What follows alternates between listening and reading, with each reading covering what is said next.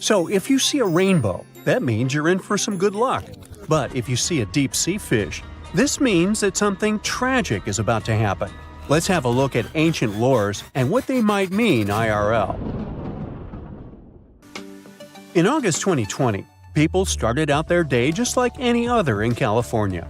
It was sunny, so they decided to soak in the sun at the beach. They were snorkeling and kayaking when one of them spotted something out of the ordinary – a doomsday fish. The creature was 12 feet long. It's known as an oarfish, and only about 20 of them have washed up in California since 1901. Oarfishes live in obscure parts of the ocean, but why are they linked to doomsday?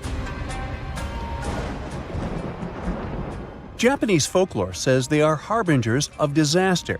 These creatures were once thought to be sea serpents, and they are known as the messenger of the beautiful palace at the bottom of the ocean. The thing is, they only left the beautiful palace to warn humans about a disaster. That's why they're mainly known as bad omens. And when you see one, you can expect to see a tsunami or an earthquake right after. Even oceanographers confirm that this is a famous association. Now here's where it gets weird. The oarfish washed up near San Diego shores on the 10th of August. And then, on the 12th of August, a magnitude 4.4 earthquake hit Los Angeles. That's not the first time it happened.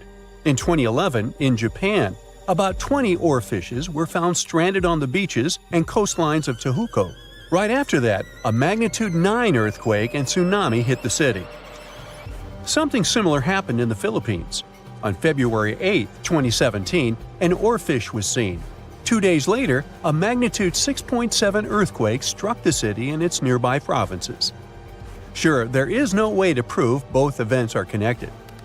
The Seismological Society of America is adamant in saying that this is pure superstition. A recent study analyzed the coincidences and concluded that this association is statistically untrue. Can we say this happened literally out of the blue? Humans have historically noticed animals acting strange right before natural disasters. Earthquakes, floods, even tsunamis. It's like animals can sense something we can't. In fact, there's a lot of science to back it up. Studies show that animals can detect subtle environmental changes, like shifts in the Earth's electromagnetic field or infrasonic sounds, things humans wouldn't notice. This happens because most animals have a wider hearing range than humans and have extra sensitive senses that help them detect gases emitted from the Earth. This theory got famous after the tragic tsunami that destroyed several cities and villages in Indonesia back in 2004. Most man-made warning systems shut down and didn't serve their role of warning humans about the disaster. Sensors were out of action due to maintenance, while other coastal areas simply didn't have any tsunami warning systems. Terrible timing, I know. Still, minutes and hours before the 30-foot wave hit the city, some animals sensed the danger and fled. Eyewitnesses say that elephants ran for higher ground, while flamingos abandoned their low nesting areas and dogs refused to go outdoors. A local reported that he saw a herd of buffalo turning their ears toward the sea and then stampeded to the top of a hill. A lot of the people that survived the tsunami used animals as their warning systems.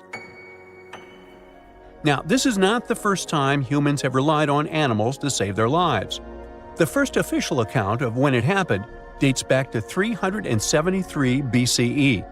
I wasn't around then, but the Greek historian Euclides reports how the local population saw rats, weasels, and snakes running from the town before a massive earthquake hit.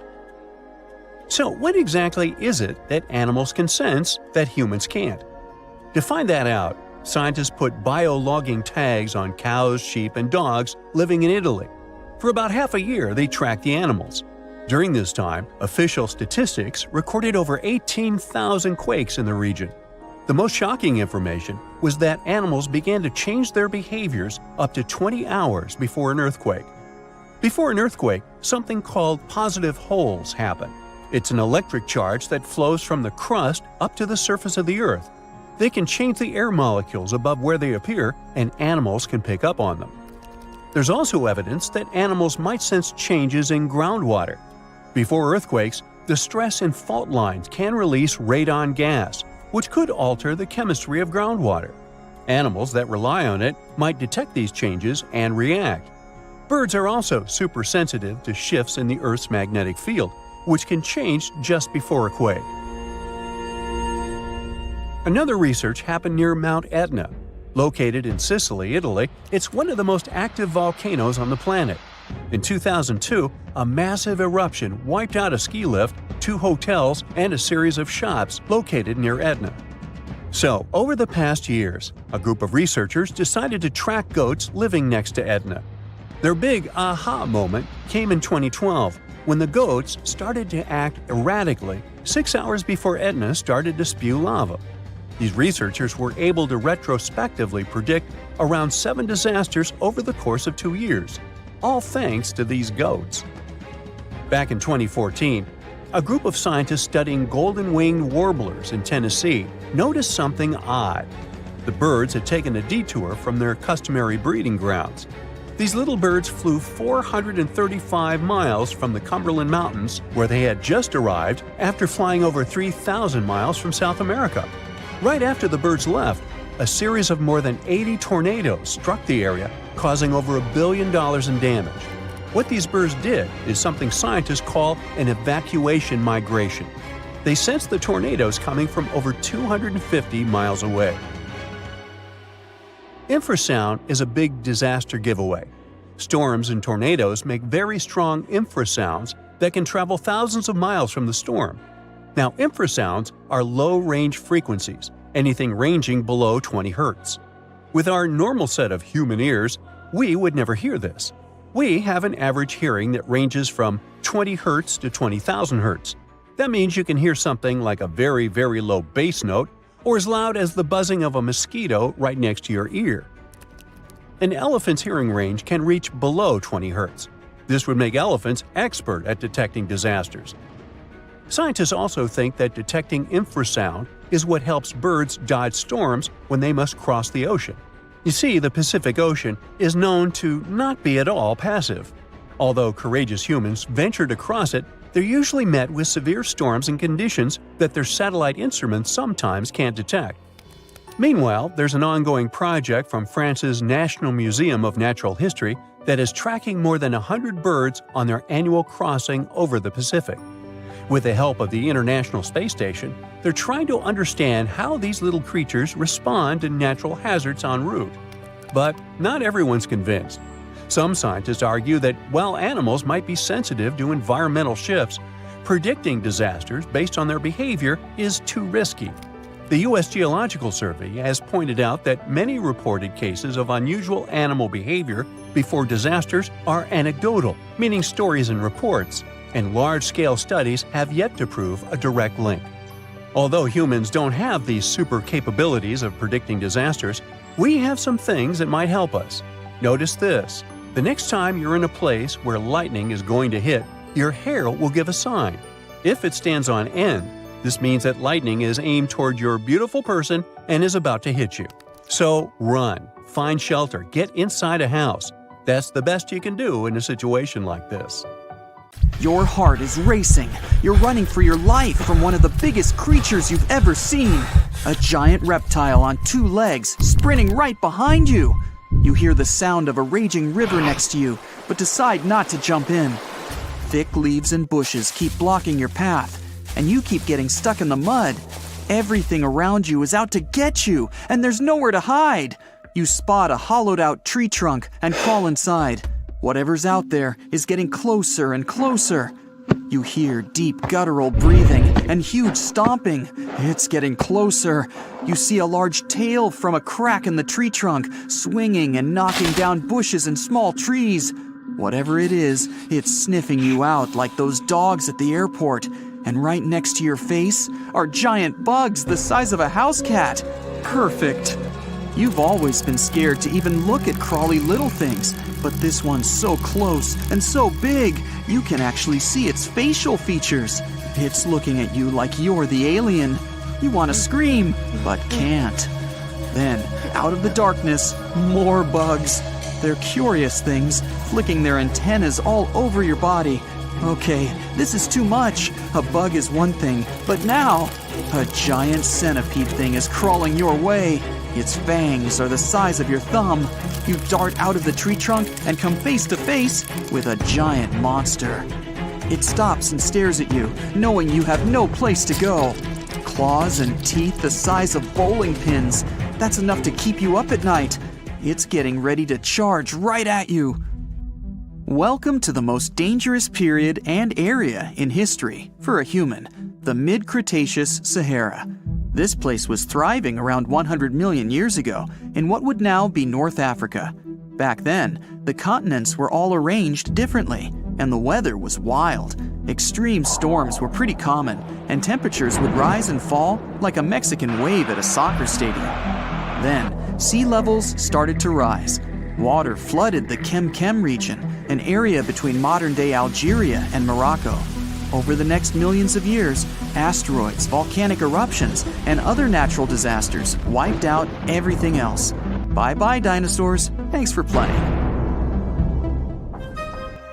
You probably think of the Sahara as one of the most inhospitable places on Earth, but back when it had trees and rivers, it was even more dangerous. The famous River of Giants was a huge river system that stretched from modern-day Egypt all the way to Morocco. The land was flat and not much vegetation grew there, but it was enough for life to exist. Frightening, scary life. That creature you're staring at, it's a giant, scary-looking theropod, and it's out to get you. Imagine a T-Rex-like dinosaur that's more than 32 feet tall and has an epic jawline. Scary stuff. They were the top dogs in the food chain back then. And that's why this place and period in history was so unique. The entire area had an incredible imbalance between hungry dinos and poor little dino snacks. There wasn't enough food to go around. Scientists were never able to find much evidence of herbivores. That means it might have been a royal rumble of carnivorous creatures waiting to pounce on each other at any moment. So, after a while of having a stare-down contest with a giant theropod, a shadow creeps up on you from behind. You're too scared to turn around, but the growling is louder than anything you've ever heard. It shakes you to the core. You turn around and see a Spinosaurus, and that's about all you can see. You know how they always show the T-Rex as the king of the dinosaurs? Well, this one would be, what, the emperor? It stands about 50 feet tall and has a sail of scales on its back, the size of a regular human. Then add in a crocodile-style snout with razor-sharp teeth and some short, powerful legs. Its diet mainly consists of river fish, but it's looking at you like you're a delicious fish taco. The two alphas are now in a standoff, with you stuck in the middle. But before you close your eyes and get ready to be eaten, they begin fighting each other, knocking down trees. You tiptoe your way out of there and run. The further you go, the better, right? Wrong. Not here, because everywhere you go, there's going to be something dangerous. During this period, there was danger in the sky, in the water, and on land. There were small mammals scurrying around here and there, but they mostly stayed in the shadows to avoid danger. After 5 minutes of running as fast as humanly possible, you make it out of the forest and onto an open plain. Bad move. Now there's nowhere to hide. Suddenly, you hear another shriek. You look behind you. Nothing. It's just short grass everywhere. Then you tilt your head up to the sky and see what looks like a giant bird. Only these are technically flying crocodiles. There were plenty of huge pterosaurs that ruled the skies. Alanqua saharica was a flying reptile that may have eaten fish in the river. Those fish must have been tasty. It had a huge wingspan and long, slender jaws. Oh, and it was the size of a small bus. This one found you and is racing down to catch you. You run for your life, again. And this time, there's no place to hide. Suddenly, you feel talons grasping onto you and you're lifted off the ground. You soar up.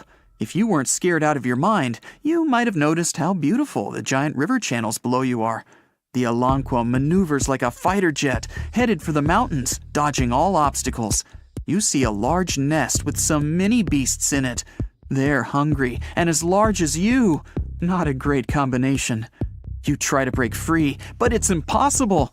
The creature drops you in the middle of the nest and flies off. You try to cover yourself, but the little ones keep pecking away.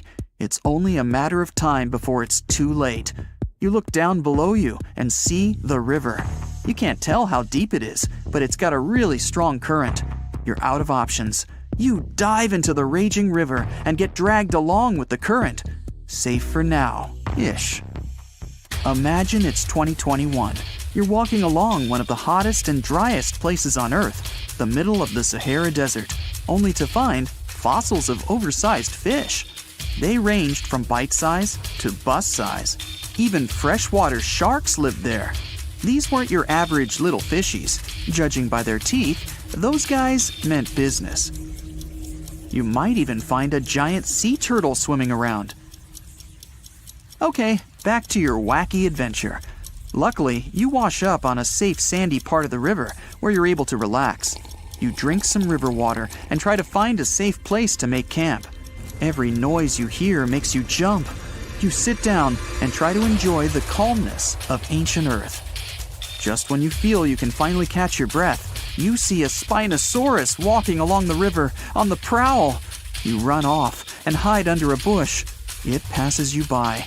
You're safe. Or not. It turns, shakes the bushes and sees you.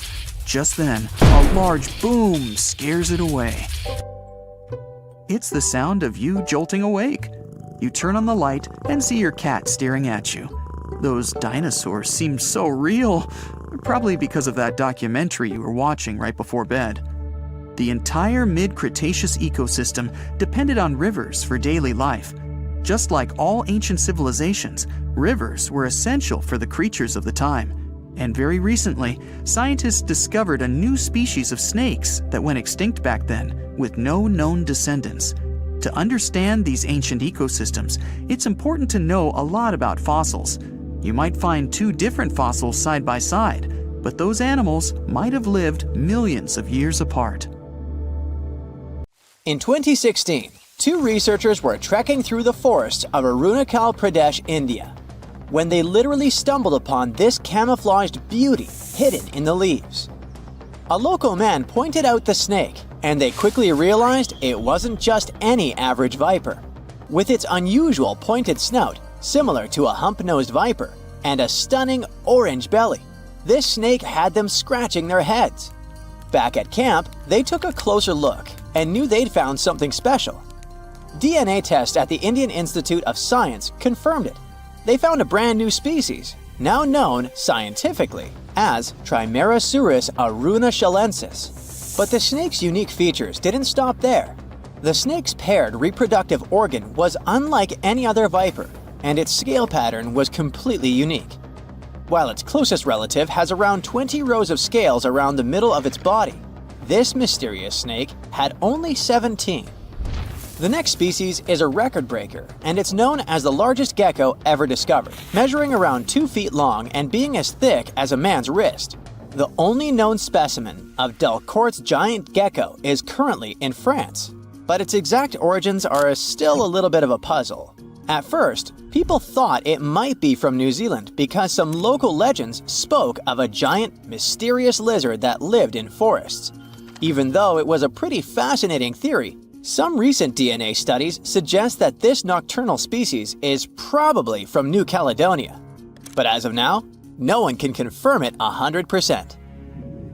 In general, sleeper sharks are big, slow-moving creatures that mostly hang out in deep, cold ocean waters. They usually have bulky bodies and a broad, flat head, which helps them blend into the dark sea. But in 2017, was caught at a fishing harbor and collected from a fish market located in Taiwan. And it didn't look like any of its relatives. First off, this 4.4-foot shark had smaller eyes and a tiny second dorsal fin compared to its cousins. It also had more rows of teeth in its upper jaw and fewer in the lower jaw. But the biggest surprise was that it was a pregnant female carrying 33 embryos. This means there are probably more of these sharks hiding out there in the deep ocean. We just haven't found them yet. Meet the pocket shark. It is tiny, just about 5.5 inches long, while most deepwater sharks are around 6.5 feet. But don't let its small size make you underestimate it, because this creature is definitely one of the ocean's coolest secrets. Discovered in 1979 in the deep waters of Chile, this tiny shark is like a real-life spy gadget with its mysterious pockets near its front fins. These pockets are large, measuring about 4% of its body length, and are believed to either glow or secrete pheromones. So, this shark might actually light up to either confuse predators or attract prey in the dark depths. And when I say deep, I mean really deep. It is believed that this creature hangs out over 9,000 feet down, which is roughly the height of 7 Empire State Buildings stacked on top of each other, but inside the ocean. Besides its initial discovery in Chile, it was spotted again in 2010 in the Gulf of Mexico, but it hasn't shown up since. The pocket shark is not the only glowing animal we're talking about today. This inch-long cockroach, scientifically known as Luchihormetica lucae, was actually first collected back in 1939, but only got its moment in the spotlight decades later in 2012. What makes this little buddy so interesting is that it uses bioluminescence, meaning it has spots that light up in the dark. Unlike fireflies that mostly use their glow to find a mate, this cockroach uses its light to mimic a toxic click beetle and scare off predators.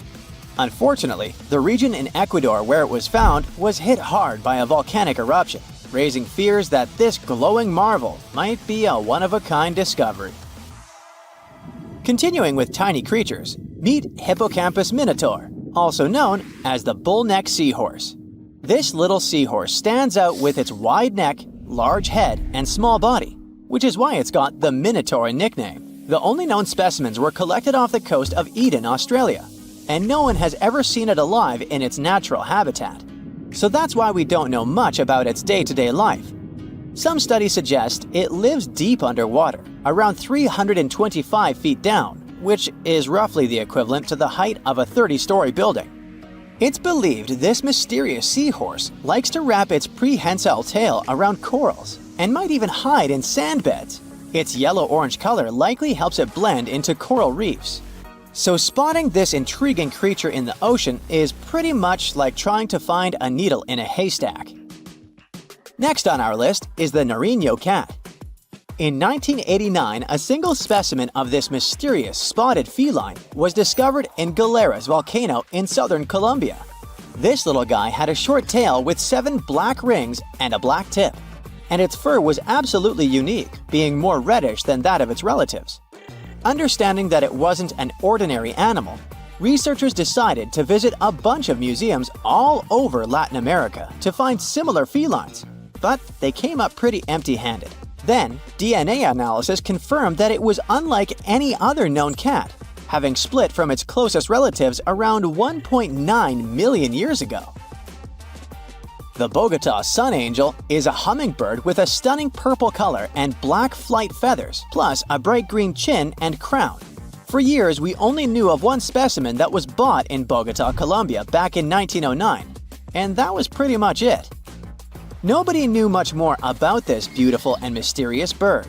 But that changed in 2017, when a study decided to analyze its DNA once again. The results suggest that the Bogota sun angel might not be a completely separate species after all. It looks like it is actually a hybrid, meaning it was a mix of hummingbirds from 2 different species. And it's likely that its mother was a long-tailed sylph, which is a gorgeous hummingbird that mostly lives in the Andes in South America. The spotted green pigeon, also known as the Liverpool pigeon, is like the unicorn of the bird world. It was first described in 1783 by an English physician named John Latham, who saw it once, and that's it. Since then, no one has ever doubted that it was a pigeon, and many researchers were convinced it was a distinct species. But recent DNA studies revealed that this bird could actually be closely related to the famous dodo.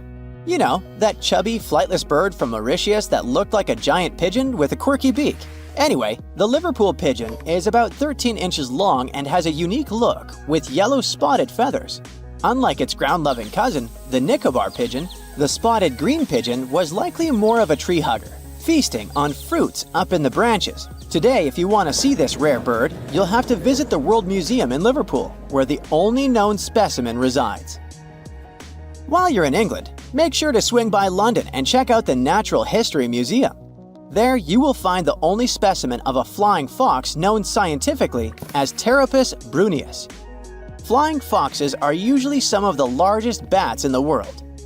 Their body length, I mean their size excluding their wings, can be around 16 inches. But this special bat, discovered in 1874 at Percy Island, is more like a mini version of its cousins, measuring 8.3 inches from head to toe. So even though it hasn't been spotted in the wild for a while, I wouldn't worry too much if you happen to come across it. It looks like a prehistoric creature that came from the time of dinosaurs. This scary beast is called the basking shark. It can grow up to 39 feet.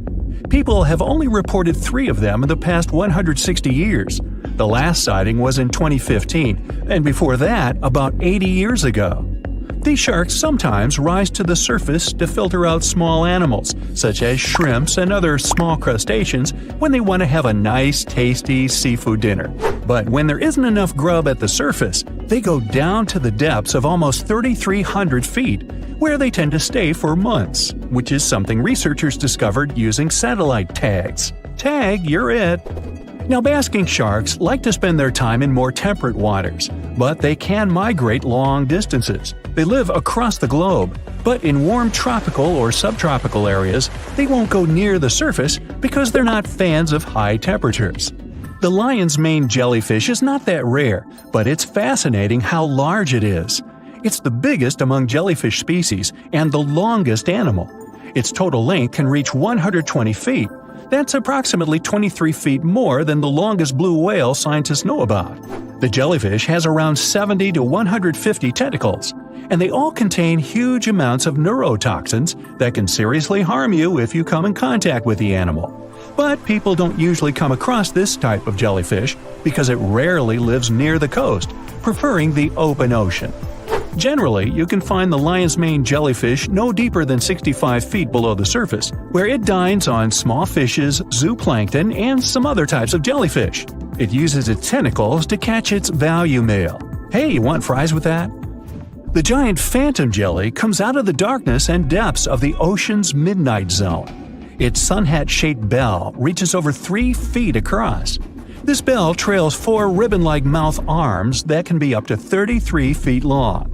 This quite rare creature uses its mouth arms to catch unfortunate animals swimming around and not knowing what's coming for them. Giant phantom jelly propels itself through the water with periodic pulses coming from its orange head. It glows faintly and mysteriously in the pitch-black depths. It lives across the globe in all the oceans except for the Arctic. I'm guessing it's too cold. Because of its odd shape, people often call the oarfish the dragonfish or sea serpent. It's about 26 feet long, which makes it the longest bony fish we know about, and lives at depths of 3,300 feet. Oarfish spend most of their time in the deep, dark parts of the open ocean in tropical and subtropical areas. They almost never come to the surface, unless, invited. It's a ribbon-shaped and shiny silver creature with a long red dorsal fin and red oar-like pelvic fins. Its body has no scales and is very thin. The fish can grow to a length of about 30 feet and weigh 660 pounds. Oarfish have really big eyes that help them see better in their dark, scary surroundings. The frilled shark is definitely one of the gnarliest-looking marine animals out there. If you saw it somewhere, you'd probably think you went back to the age of dinosaurs. Yup, the frilled shark is a prehistoric creature because its roots go back 80 million years. This living fossil can grow to be 7 feet long. It got its name from its frilly gills. Even though frilled sharks have the shark part in their name, they swim similar to an eel in a distinctly serpentine way. Its mouth is terrifying. Similar to the maw of the great white shark, it has 300 trident-shaped teeth lined in 25 rows. Hey, come a little closer, huh? Researchers discovered this creature in the 19th century, but people rarely see it, and no wonder. It usually lives at depths of between 390 and 4,200 feet. Most of the time, the frilled shark feeds on squid, swallowing them whole. Its long jaws allowed the frilled shark to gape extra wide and swallow animals half as long as its entire body. Goblin sharks are very rare. Researchers have spotted fewer than 50 of them in more than 120 years.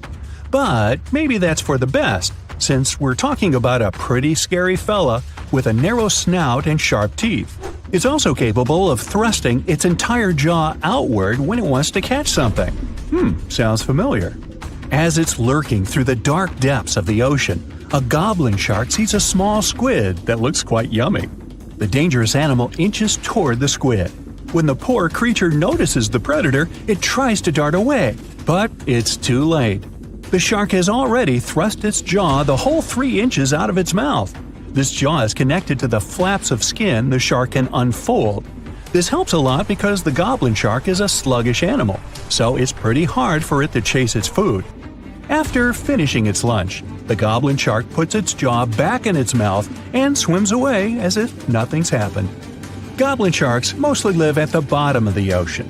Like many other shark species, they prefer swimming alone. Here's a silver-colored creature with very rough skin. That's the ocean sunfish, with a total length of almost 11 feet. Its other name is mola. The ocean sunfish is the heaviest of all bony fish out there. People sometimes call it a swimming head because of its bizarre appearance. These creatures have such a weird shape because they're born with a back fin that never actually grows. It just folds into itself as the animal matures and creates a rounded rudder. The sunfish is a bit clumsy. It moves with the help of its mighty fins that allow the animal to swim on its side. This marine inhabitant is a solitary creature. It mostly feeds on zooplankton and jellyfish. The spotted wobbegong is one of the world's rarest sharks. It grows to be more than 10 feet long. It may not look as terrifying as some of its shark relatives, but it's pretty good at catching unsuspecting animals swimming past, mostly during the night. The animal has a spiracle, which is why it can breathe while staying still at the bottom of the ocean. It's motionless most of the time, which is why you can barely notice it. Its flat body and large pelvic and pectoral fins blend in with the underwater terrain. That's why they're so good at hiding. This ability helps when these sharks want to protect themselves too. Wobbegong means carpet shark.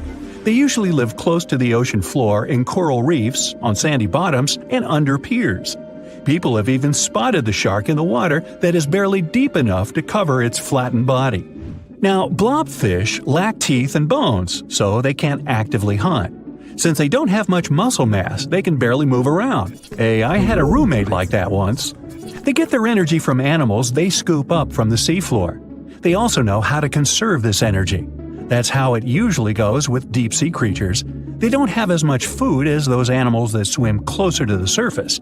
Instead, they have special body mechanisms that allow them to save energy for the times when they don't have much to eat.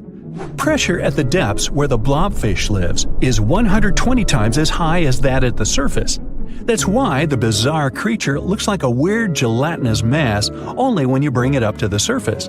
The pressure here is not strong enough to keep its body together.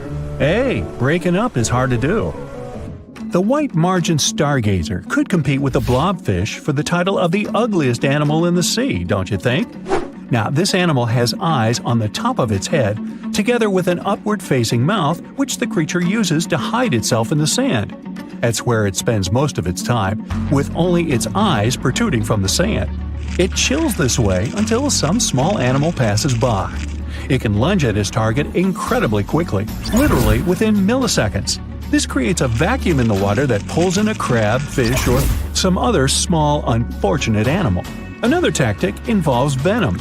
This fish has a venomous spine in its shoulder blade that helps with catching other animals and defending itself against enemies.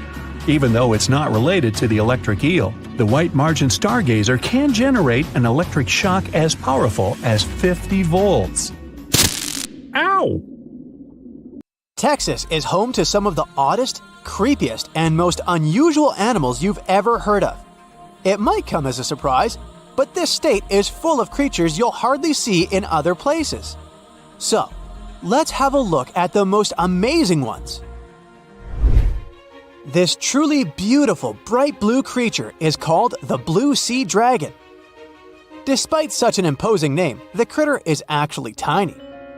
Usually no bigger than a grape. You may find it on the beach or floating beside you in the water. Now, you need to remember one thing. However pretty this little slug may look, never ever touch it. One tourist spotted a few of these pretty dragons on the shore of Mustang Island. He scooped one of the creatures up. He wanted to film it. Luckily, he put it back into the water before it could sting him. Otherwise, it would have ended badly since the blue sea dragon is venomous. Despite their tiny size, their sting can pack a punch. All because of their diet. Their favorite dish is the Portuguese man-o-war, a jellyfish that has enough venom to paralyze small fish and crustaceans. The blue dragons first use mucus to neutralize the jellyfish's infamous stinging cells. And then they steal these cells from the man-o-war's tentacles and store and concentrate them within their own tissues. Then they release these stinging cells on contact, which makes their own sting more powerful, even worse than that of the man-o-war itself. These awesome creatures are also extremely sneaky. Even though their appearance is bright, to say the least, they're well-known masters of disguise. You see that vibrant blue coloring is actually on their bellies, and when they float on their backs, they simply blend with the water. As for their backs, they're gray to camouflage these animals on the seafloor. Now, how about a funny fact? A group of tiny dragons floating together is called a blue fleet. And another fact, blue dragons normally lay a string of around 16 eggs, and it takes them 3 days or so to hatch into larvae. Blue sea dragons rarely make it to the shore. They're soft-bodied, so when the animals finally get through the surf zone and are deposited on the shore, they're already broken apart. And still, watch out! Even in this case, the venom in their bodies doesn't dissipate. But of course, blue sea dragons aren't the only unusual animals inhabiting Texas. Have a look at this nightmarish creature, poisonous, slimy, and kinda immortal. Meet the hammerhead worm. The worst thing? It might be lurking in your garden while you're watching this video. You can easily recognize this worm by its creepy spade-shaped head. It doesn't look like any other invertebrate you've ever seen. Or any other creature, that is. At first, it was only found in East Texas. But later, researchers spotted these spine-chilling creatures in North, Central, and South Texas. Basically everywhere but the arid areas of West Texas. One of the most terrifying things about this worm might be its length. This creature can grow as long as 1 foot. Luckily, such giants aren't very common. Most hammerhead worms only reach 6 inches in length. You can come across 2 species of these worms in Texas, and both of them will have a dark stripe down the middle. The larger of these 2 species munches on earthworms, which is actually a big problem. You might know that earthworms play an important role in keeping the soil rich in minerals and overall healthy. If earthworms disappear, plants in such areas won't be getting the nutrients they need. Even for humans and pets, meeting a hammerhead worm isn't the most pleasant experience either. Hammerheads are the only terrestrial invertebrates that secrete a very dangerous neurotoxin, the same as pufferfish produce. Thanks to the sheer size of the human body, touching a hammerhead worm won't hurt you too much, but it may still cause your hand to start tingling or even go numb. It's much more dangerous for pets. There have been cases when dogs ate hammerheads, which left them feeling sick for the whole day.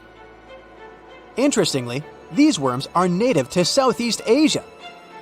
But they must have mastered the art of hitchhiking, since in the early 1900s they were already found in the US. Keep in mind that if you want to get rid of a hammerhead worm, which is the best course of action, the worst thing you can do is chop it with a shovel. The thing is, flatworms reproduce by ripping themselves in half, so by cutting it, you actually help the populations of the worms, turning 1 into 2. That's the reason why hammerheads are sometimes described as immortal, which is a bit of a stretch since these creatures can't survive in vinegar or salt. Now, even though you're safe from the hammerhead worm in West Texas, it doesn't mean you can't come across another dangerous animal, such as the land lobster from hell. These creatures are also known as Vinegaroons, and they're not real crustaceans, they're arachnids. Huh? Who would have guessed? Anyway, these 8-legged critters have a really nasty bite, but it's not the worst thing about them. Land lobsters, brace yourself, spray vinegar-like 85% acid from their tails. Mostly they do it to protect themselves, but it still sounds like an unfriendly thing to do, right? A land lobster can also pinch a finger that's gotten too close with its heavy mouth parts.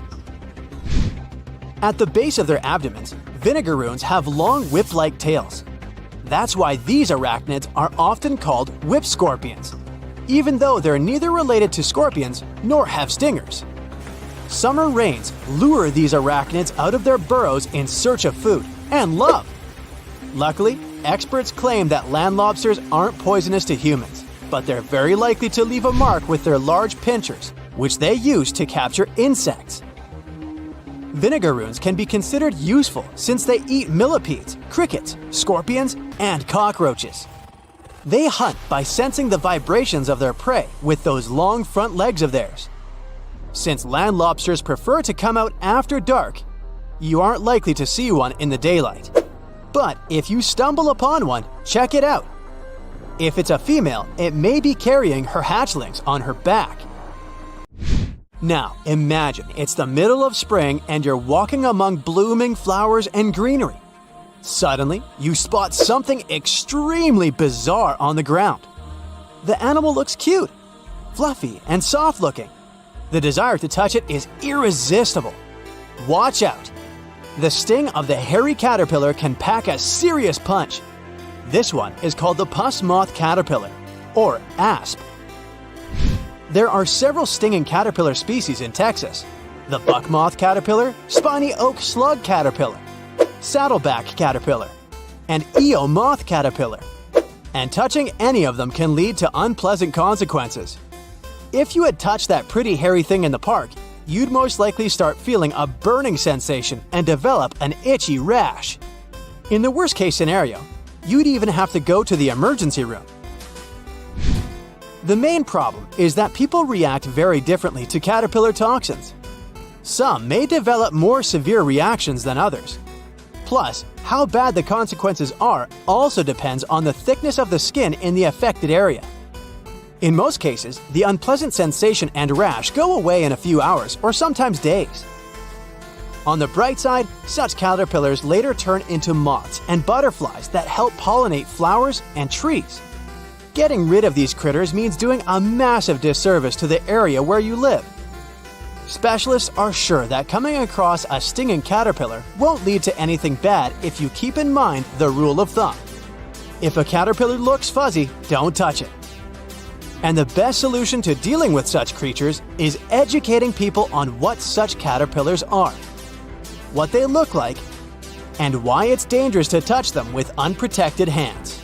A mega drought might hit Australia soon, and this isn't just about a couple of dry seasons. We're talking about 20 years of little or no rain.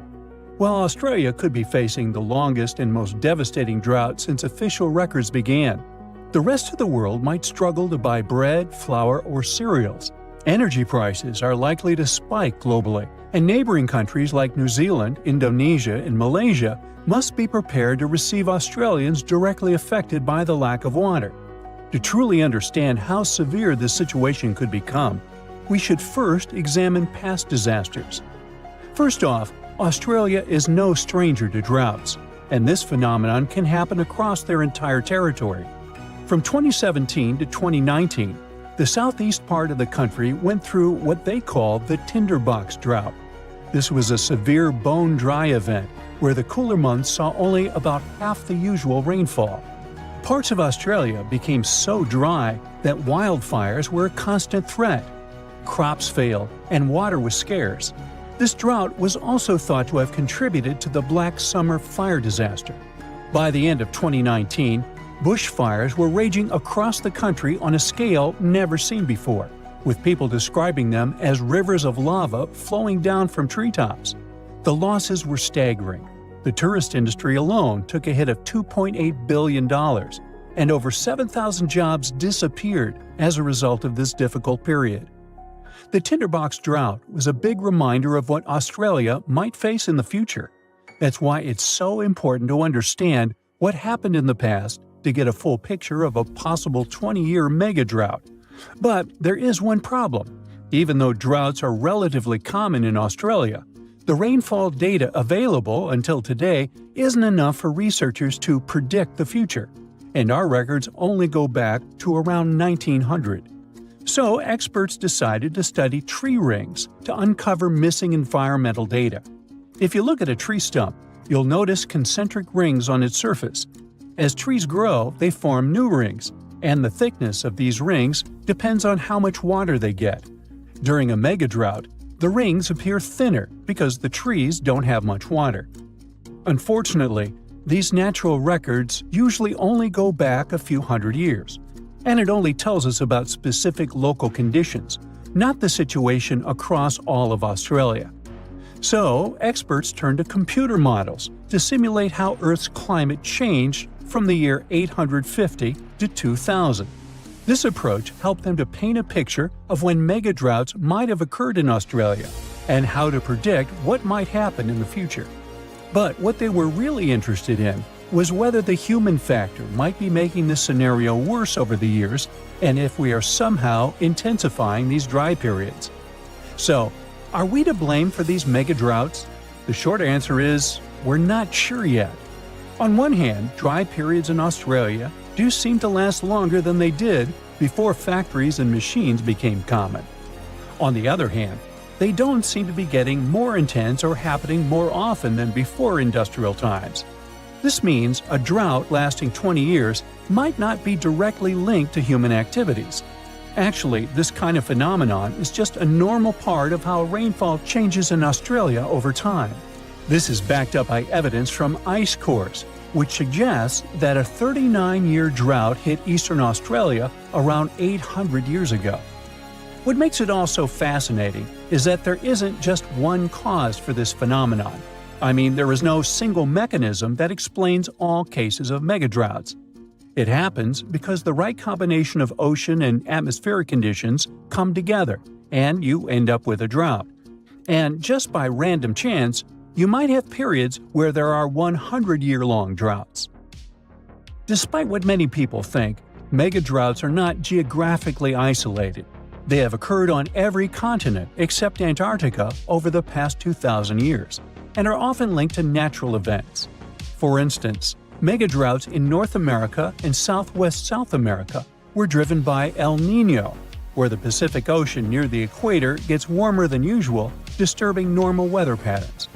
They are not rare events either.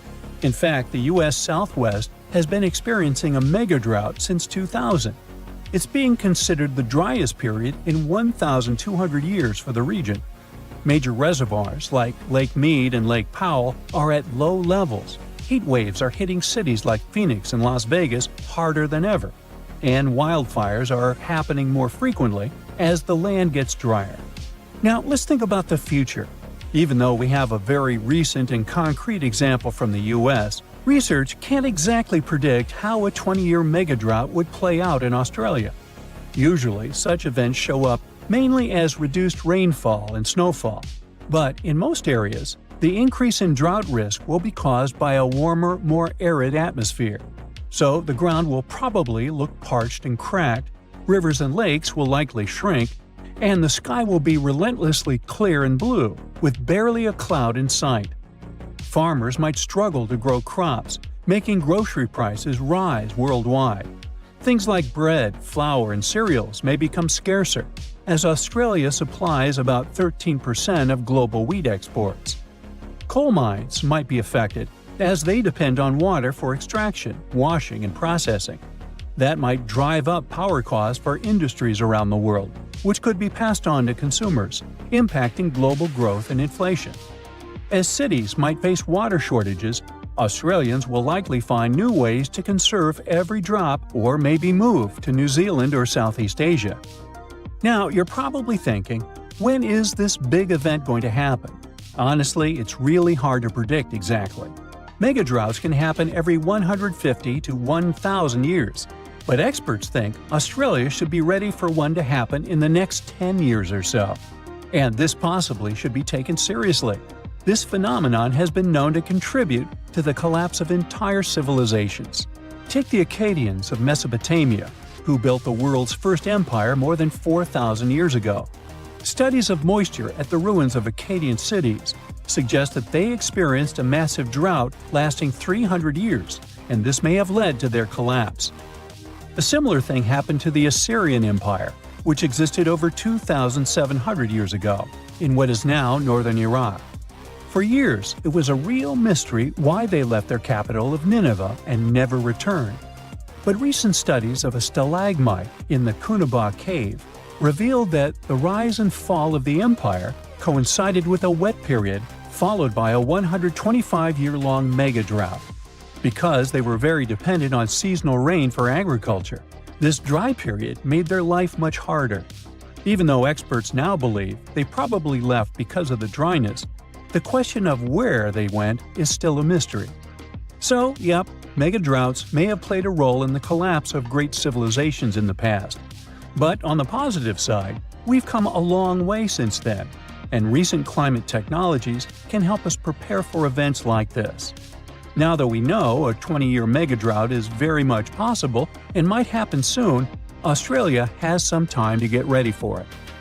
Developing strong water management plans to mitigate the severe impacts of a mega-drought is more than necessary, and it's also important to create community support networks to provide emotional and financial support to people, particularly farmers, who are more affected directly by this event. If initiatives like these emerge in the coming years, those 20 years of drought could be less intense than most people might expect.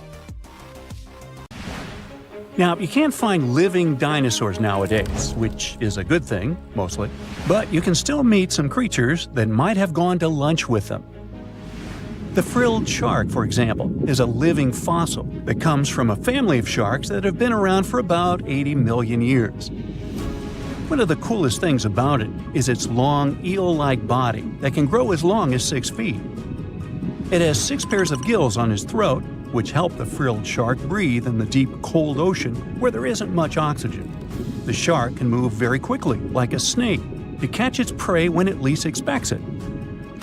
Little frilled sharks take an exceptionally long time to grow, up to 3.5 years, which is one of the longest times for any animal with a backbone.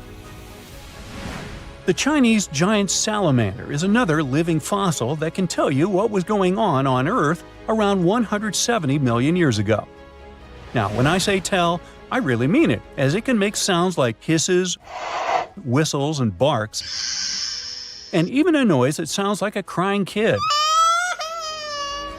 The biggest Chinese salamander found so far weighed 130 pounds, as heavy as 2 Dalmatians, and was almost 6 feet long. Giant salamanders like to be alone. Hey, I want to be alone. And will chase away other salamanders from their space, except when it's time to start a family.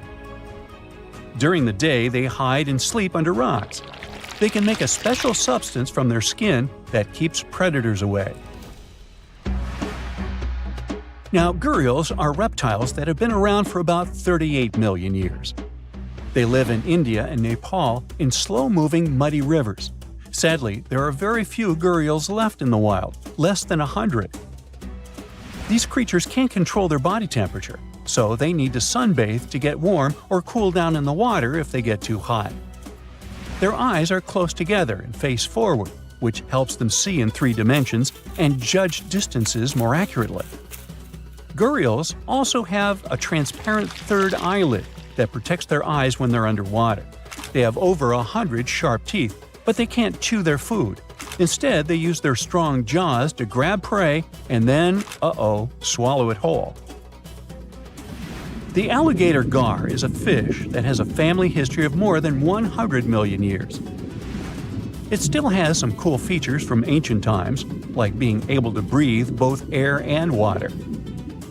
It also has a special spiral-shaped intestine like a shark. The alligator gar is one of the biggest and heaviest fish in North America. Just like an alligator, it has a long body and snout, plus a row of sharp teeth. But instead of legs, the gar has fins to help it swim underwater. The tuatara isn't a lizard as you might think, and isn't a dinosaur either. This New Zealand resident is one of the most unique animals in the world. Scientists love studying tuataras because they can help us understand how today's lizards and snakes evolved. One of the coolest things about the tuatara is its third eye, called a parietal eye, on its head.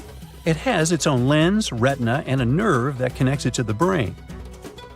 Scientists think it might help the tuatara know when it's light or dark outside and absorb sunlight to make vitamin D or help them keep their body temperature exactly right. Tuataras can live an extraordinarily long time, up to 100 years. Cassowaries are the youngsters on our list, as they've been around for only 60 million years. They have some things in common with dinosaurs, like their three-toed feet and how they breathe.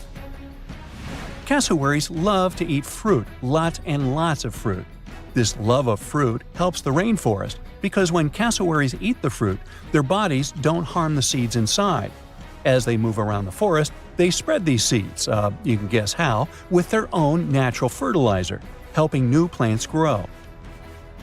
Cassowaries are big birds, about 6 feet tall and weigh over 100 pounds. They have a special claw on each foot that is 5 inches long, and they can use it to kick real fast. If they feel threatened, they can charge, kick, and even jump on someone. They can also leap up to 5 feet in the air. So, the best thing to do is stay far, far away from where they live.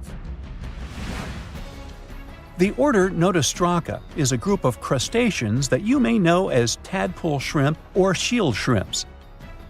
These animals have been around for about 360 million years. They have a wide, flat shell that covers their head, and they have a pair of eyes on top. These creatures can be found all over the world in different kinds of water, like freshwater, brackish water, and even salty pools. They can also look different depending on where they live. Notostracans aren't picky eaters and can snack on pretty much anything, from plants to small animals and other shrimps. Some of them are considered pests in places like California rice paddies because they stir up the mud, which blocks sunlight from reaching the young rice plants. Sturgeons are some of the largest fish species on the planet. They live only in the cool waters of the northern hemisphere and never travel below the equator. Even though they are huge, sturgeons don't have teeth. They eat by sucking food off the bottom of rivers, gulfs, lakes, and oceans.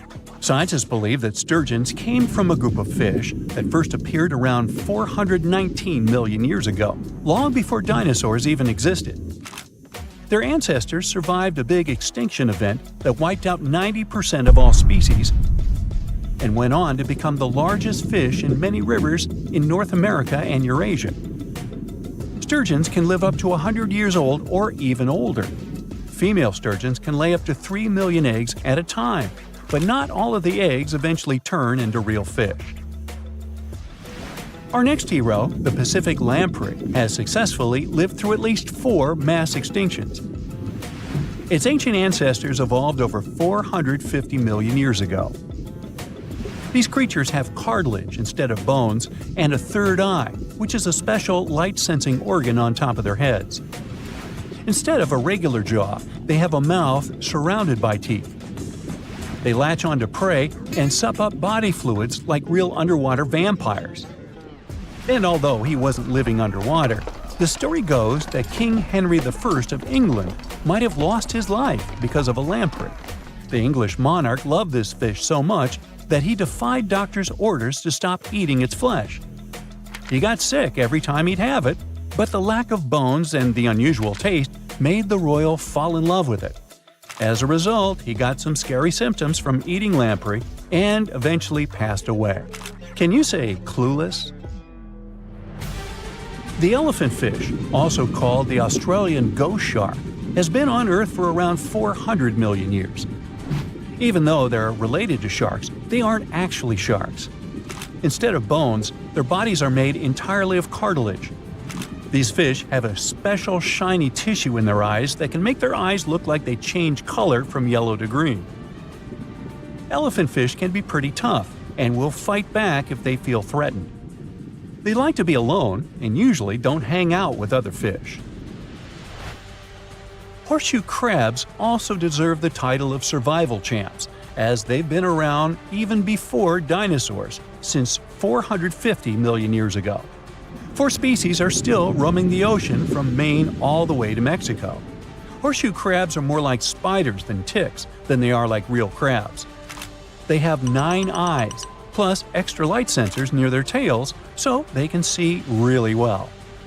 They breathe underwater using flap-like gills near their belly, and sometimes they use these gills to swim upside down.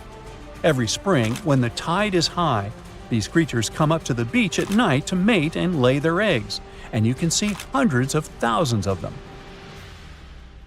Let's go with the widely accepted theory that a massive asteroid hitting our planet wiped out the dinosaurs. It does make you wonder why mammals made it though. One idea is that mammals were better prepared. Back then, they weren't the most popular creatures on Earth, but they were pretty diverse. They bred themselves into a huge range of species, and it might have saved them. Some said mammals survived because they were smaller, so they needed fewer resources. As they had to constantly hide from dinosaurs, they managed to survive in difficult environments, way before the hit. But let's say the asteroid never came, and it never damaged the environment the dinosaurs thrived in. It's safe to say our fauna would look different today. Take the mighty Titanosaur. It's considered the biggest land animal to ever exist, some reaching lengths of about 7 standard cars lined up. It had a neck so long that it would have needed a 2-story home just to fit. It also had a plant-based diet, so it ate from the ground, but from very tall trees too. There was nothing much left to eat for, say, the little Jeremiah, a mammal that lived roughly at the same time, but was as small as a popsicle stick. Let's take this thought experiment a bit further and imagine we have a time machine that could transport today's mammals to the time of the dinosaurs. Some scientists say they have gotten bigger, so there's a chance they could survive, right? They're also much more evolved in terms of their diets and skills. Others say definitely not. They couldn't survive, mostly because they're too small to compete with dinosaurs. An adult T-Rex was just about the size of a bus. It probably wouldn't waste its time trying to capture food that's human-sized, for instance. They'd probably be on the lookout for prey the size of a car, or even bigger, like an elephant. And it most likely wouldn't take them long to win the fight. Sure, a T-Rex might munch on something smaller too, but only if it's really hungry and has no other alternative. If we had no choice but to send some mammals back in hopes they could survive, what would be our best bet? Some say the chimpanzee could be a good candidate, as these primates build their sleeping nests higher up in trees. This might have kept them safe from the carnivore dinosaurs living on land. There's no real evidence of dinosaurs being able to fly, but we do know there might have been some reptiles that took to the sky for transportation, like pterosaurs, the flying lizard. These ones like to eat fish and smaller animals, but who's to say they wouldn't pick up a chimpanzee given the opportunity? Another good candidate might be the hyena. Today, the spotted hyena is the most common big carnivore in Africa, and it's highly adaptable. They could snatch up all sorts of prey by themselves or even in larger units. They can digest most parts of their prey, including the skin and bones. These animals aren't picky eaters, and they wouldn't mind chewing on parts that other creatures would gladly skip on. Not to mention, they'll eat fruits too, if needed. Hyenas are overall healthy and sturdy animals, with some studies showing they hardly ever get health problems. But like any other animal on this planet, the hyenas also have their weaknesses. We still don't know why these creatures can't be found in Europe anymore. But some research suggests they found it hard to coexist with humans and wolves. Also, they're not very adapted to living in forests. orcas might have been able to rub elbows with the dinosaurs too. These creatures also don't have any natural predators, which earned them the nickname the wolves of the sea. That's because they go out looking for prey the same way wolves do, in groups. Orcas may be related to dolphins, but we can hardly call them friendly, as there have been cases of them sinking ships on purpose. They're highly intelligent animals that spend time together and are very organized. They also do this thing where they often take down more prey than they're prepared to eat. It may be because they see this experience as training. Other theories suggest orcas are so intelligent that they look for food in advance, even though they're not hungry yet. It might also be because whenever they want something to munch on, they're looking for the best quality food there is. The reason why they might not survive in the dinosaur era, though, is the global temperature. Back in the Mesozoic era, our planet was seriously hotter, several degrees warmer than it is today. Orcas prefer living in colder waters, but you'll find them in all oceans and most seas. Ostriches are the no-brainer answer. Look at them. They're practically dinosaurs. They even have a long-lost dino cousin that lived in the Cretaceous era, called the Struthiomimus. Its name translates to ostrich-like because of its similar powerful and speedy legs, agility, and even feathers. On the downside, they might not be able to take down larger dinosaurs. The vegetation back in the Mesozoic era would have been different too. Conifers used to dominate land, and ostriches are known to be pretty picky eaters, so they might have had a difficult time finding food back then. There are plenty of reasons to send felines through that time machine too. In the Jurassic period, for example, there were plenty of slow-moving prey to eat and tons of hiding spots in the thick bushes. Felines are sneaky animals, have precise vision, and are extremely good at climbing. Some pack a punch for their size, making them fierce fighters. Lions are good contenders because of their speed and teamwork. They might be able to take down some decent-sized dinosaurs, like the Europasaurus, when working together. Leopards are really good at climbing trees, so they could snatch prey and enjoy it above the ground, where they might be safe from bigger predators. What might be their downfall is again the temperature difference. It was considerably hotter back then. Today's large mammals aren't equipped to deal with that extreme heat. Lions might be the kings of the savannah now, but it would be too hot even for them. If they ever want to grab a spiky-tailed herbivore for lunch like the Tugiangosaurus or Stegosaurus, they might be in for a surprise. One hit from their extremely powerful tail could cause some serious damage. Not to mention run-ins with raptors, like the frightening Saurophaganix. The single most likely animal that might survive being roommates with the dinosaurs is the platypus. This quirky Aussie creature is one of those rare egg-laying mammals. It's a fan of freshwater and as close to a living relic as an animal can be. Scientists were able to trace its origin back as far as 120 million years ago. For food, it wields its sensitive beak to catch shrimp and worms underwater. When it dives, skin flaps cover its eyes and ears, so it becomes blind and deaf. But it still uses that beak like a high-tech radar. A grown platypus can even feast on half its body weight in a single night. Scientists have known for a while it shares many traits with reptiles, like its shoulder bones or the fact that it lays eggs. Other creatures that coexisted with the dinosaurs still exist today, just not mammals. Snakes made their way into our fauna in those prehistoric times too, as well as cockroaches and bees. Some species of sharks are even considered to predate the dinosaurs. And if we look at our entire planetary history, we'll see they survived 4 out of 5 periods of mass extinction. Horseshoe crabs have the nickname living fossils because their evolution was much slower than any other animal that we know of. Not because they're not smart, but simply because they found their perfect form much sooner. So they didn't need to make a lot of changes. They have a very rudimentary immune system, but it seems to work wonders.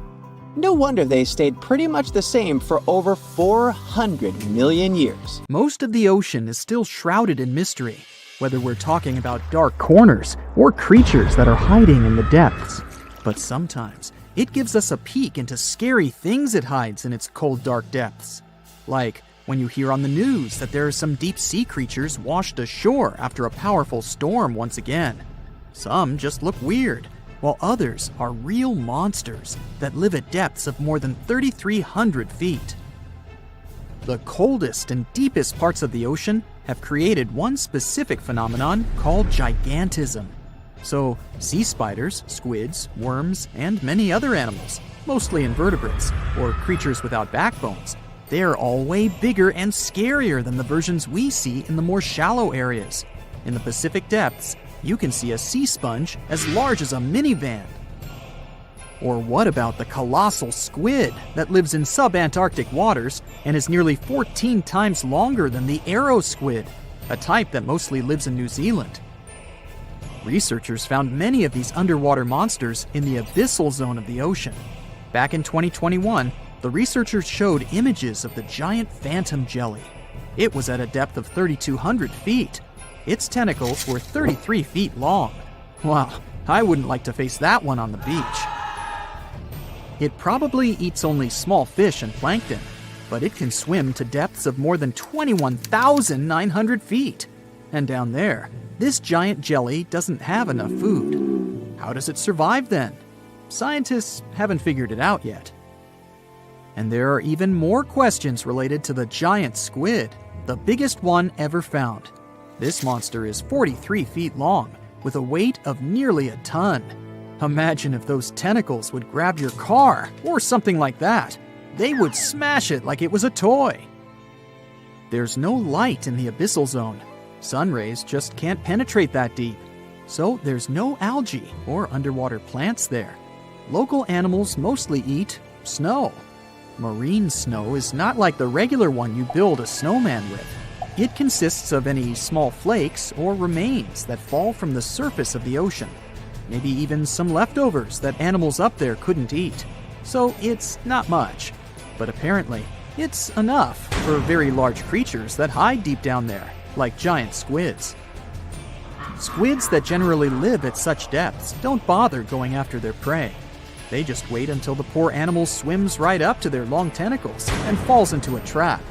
It may not be the best method ever, because not many animals will even swim into these dark, cold parts. But it's the method that saves energy. A giant squid eats only 1 ounce of fish daily, which is approximately 45 calories. That's nearly 50 times fewer calories than an average person should eat per day. So when a squid gets 1 fish, it saves it for a couple of days. I hope giant squids won't get the idea to go to the surface and look for food when there's not enough of it in the abyssal zone. And I hope even more that giant Greenland sharks won't get that same idea. You can find them at depths of up to 7,200 feet. They're twice as slow as we usually walk. They swim at a speed of 1.12 feet per second. Their slowness is part of the energy-saving mechanism that creatures down there need to survive. But they can speed up in the form of short bursts when they need to catch prey. But they kinda change their diet from predator to scavenger, considering their environment. There will be more leftovers falling from the surface than animals to go after. Greenland sharks grow just 0.4 inches per year, and they're mostly 20 feet long, which means they live for a very long time, sometimes up to 400 years. They also have a slow metabolism, and that's one of the main factors for their long life, too. Greenland sharks like to spend their time in cold waters. They're adapted to that, since their tissues have specific chemical compounds that prevent the forming of ice crystals all over their body. That means they have some sort of natural antifreeze.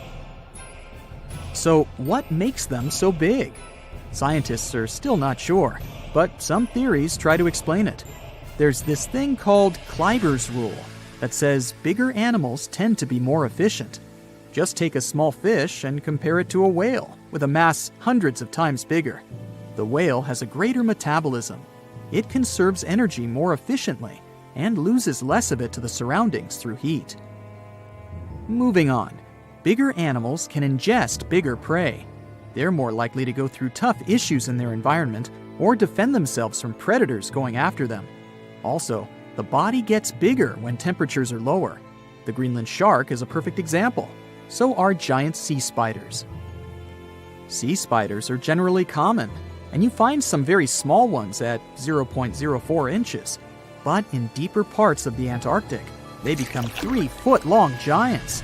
They grow so big because the cold water has more oxygen. That way, more of it diffuses into the animal's body, and that allows it to grow bigger. Yeah, both as a creature and a nightmare. And how about this giant tube worm? Researchers found it accidentally while they were exploring the mysteries of the Pacific Ocean floor. They stumbled upon unusual hydrothermal vents. Volcanic heat is a thing that gets them going. As water seeps down through faults or cracks in the rock, these vents change their direction. When the water gets out of the vent, it's rich in different minerals and chemicals. Most animals wouldn't survive being around this toxic soup of chemicals, but not these tube worms. They came as a true surprise, because not only are they not bothered by these toxic vents and the almost boiling temperature of the water, but they developed entire ecosystems there. They're unique because they don't need sunlight to survive. Instead, small bacteria are their main source of energy. That bacteria gets their energy directly from these toxic chemicals. So it's not photosynthesis, but a process called chemosynthesis. And these tube worms don't have mouths. These bacteria live inside them. Strange story, huh? Plus, these scary worms reach up to 8 feet. Giant isopods are no better either. They lurk at the depths of the ocean of 1,640 feet or more below, far away from the sunlight, looking like some monstrous wood lice. They spend most of their time on the seabed, hoping to find some food falling from higher levels of the ocean. Check out their small hooked claws at the ends of their legs. Isopods use them to remain more stable while moving around the ocean floor. Since there's no light, they have long antennae that help them feel their way around. These sensory antennas are about half the length of their body. Giant isopods have pretty big eyes compared to their body size, too. They can grow over 12 inches from head to tail. And these fellas are really patient. Remember how we said animals down there rarely get food? Sometimes they need to wait for years to get a proper meal. That's why their metabolism is amazingly slow. 5 years later. They can go for 5 years without eating anything. Imagine that. I get hungry just talking about this. In 2006, a biologist did research to compare the differences between the shallows and the deep sea regions. He realized the deep sea mirrors the island rule. First, isolated parts of land develop biodiversity you won't find anywhere else. Second, small-bodied life there grows much bigger when it's isolated, compared to life on large land masses. Resources are limited, but also competition and predators. And we don't know much about these deep-sea creatures. It's too expensive and too complicated to carry out such research, so we'll just wait for more raging storms to show us at least part of the monstrous world cold ocean depths hide. Want to high-five a sea creature? Well, put your hand up for the Tasmanian red handfish. This fish doesn't swim like a fish. It walks. It uses its flipper-like hands to stroll around on the ocean floor.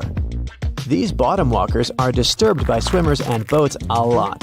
Some people even want to take them home as pets. I think it's better to just give them a wave and swim on by. The vampire squid. Its species name is Vampiroteuthis infernales, which translates to vampire squid from hell. Oh yes, this vampire squid means to terrify everyone with its name. Its dark red color, its spikes at the bottom, and the scary fact that it can basically turn itself inside out. The vampire squid loves putting on a good show, but it's as harmless as a kitten is to humans. It's as if Dracula scared the pants off you, but he didn't have blood-sucking fangs. The vampire squid feeds on food particles from plants and animal matter floating near the ocean's surface. Since they're not predators, they need good defensive strategies, and their vampiric look is designed to ward off large creatures who want to eat them. Turning themselves inside out is a defensive mechanism since the spiky areas in the inner skin are more intimidating. They also shoot out a substance that does not have color, but is packed with bioluminescent particles to distract predators. The vaquita. Going out on a boat off the coast of Mexico sounds like the perfect vacation. The sun, the blue water, the most endangered sea creature. Wait, what? The vaquita isn't dangerous, but don't expect it to stick around to say hello or sign any autographs. It's incredibly shy. This little cow, that's what it means in Spanish, is one tiny sea mammal. With those black markings around its eyes, it looks more like a sea panda to me. Seeing one should make you feel very special. They're on the brink of extinction, mostly because they got caught by accident in fishing nets. It's estimated that there's only 10 left in the wild. The blue dragon. This little creature looks like something out of a kid's fantasy movie. It's called the blue glaucus, casually referred to as the blue dragon or blue angel. It can be found in many places, the Atlantic, Pacific, and Indian Oceans. It's kind of a mollusk and it only grows to be about an inch long. What you think is the back is actually the mollusk's bright underbelly. It regularly floats on its back so that its blue colors help it camouflage with the water's waves. The blue dragon isn't just pretty, it's also smart. It usually feasts on Portuguese man-o'-wars, also known as Physalia physalis. The blue dragon stores their stinging cells for later use, in essence, stealing their defensive mechanisms. When the blue dragon is threatened, it releases those stinging cells it stored, directing them at an enemy to sting them with more power than the Portuguese man-o'-war would have been capable of. As they can store a huge amount of stinging cells, they can be a threat to humans. So, if you find one, don't pick it up. It's best to admire it from a distance. The barrel-eye fish. If you ever wanted to have Superman's X-ray vision, looking at the barrel-eye fish will make you feel like you gained that superpower at some point in your life without even realizing it. The barrel eye has a transparent head, so you can see how their eyes and brain look inside. This magnificent creature lives in the deep sea. This is the lowest level of the ocean, where strange creatures roam in near-freezing temperatures and constant darkness. They're exposed to water's pressure that's almost 1,000 times that of the surface. If the idea of the deep sea sends a shiver down your spine, stay tuned to learn about another of its creatures later on. The barrel-eye fish can be found in the Atlantic, Pacific, and Indian Oceans. You might be wondering, why oh why would a fish have a see-through head? And that would be a fair question. Since the species was discovered in 1939, it was believed that the fish's eyes were set to see straight ahead and couldn't move.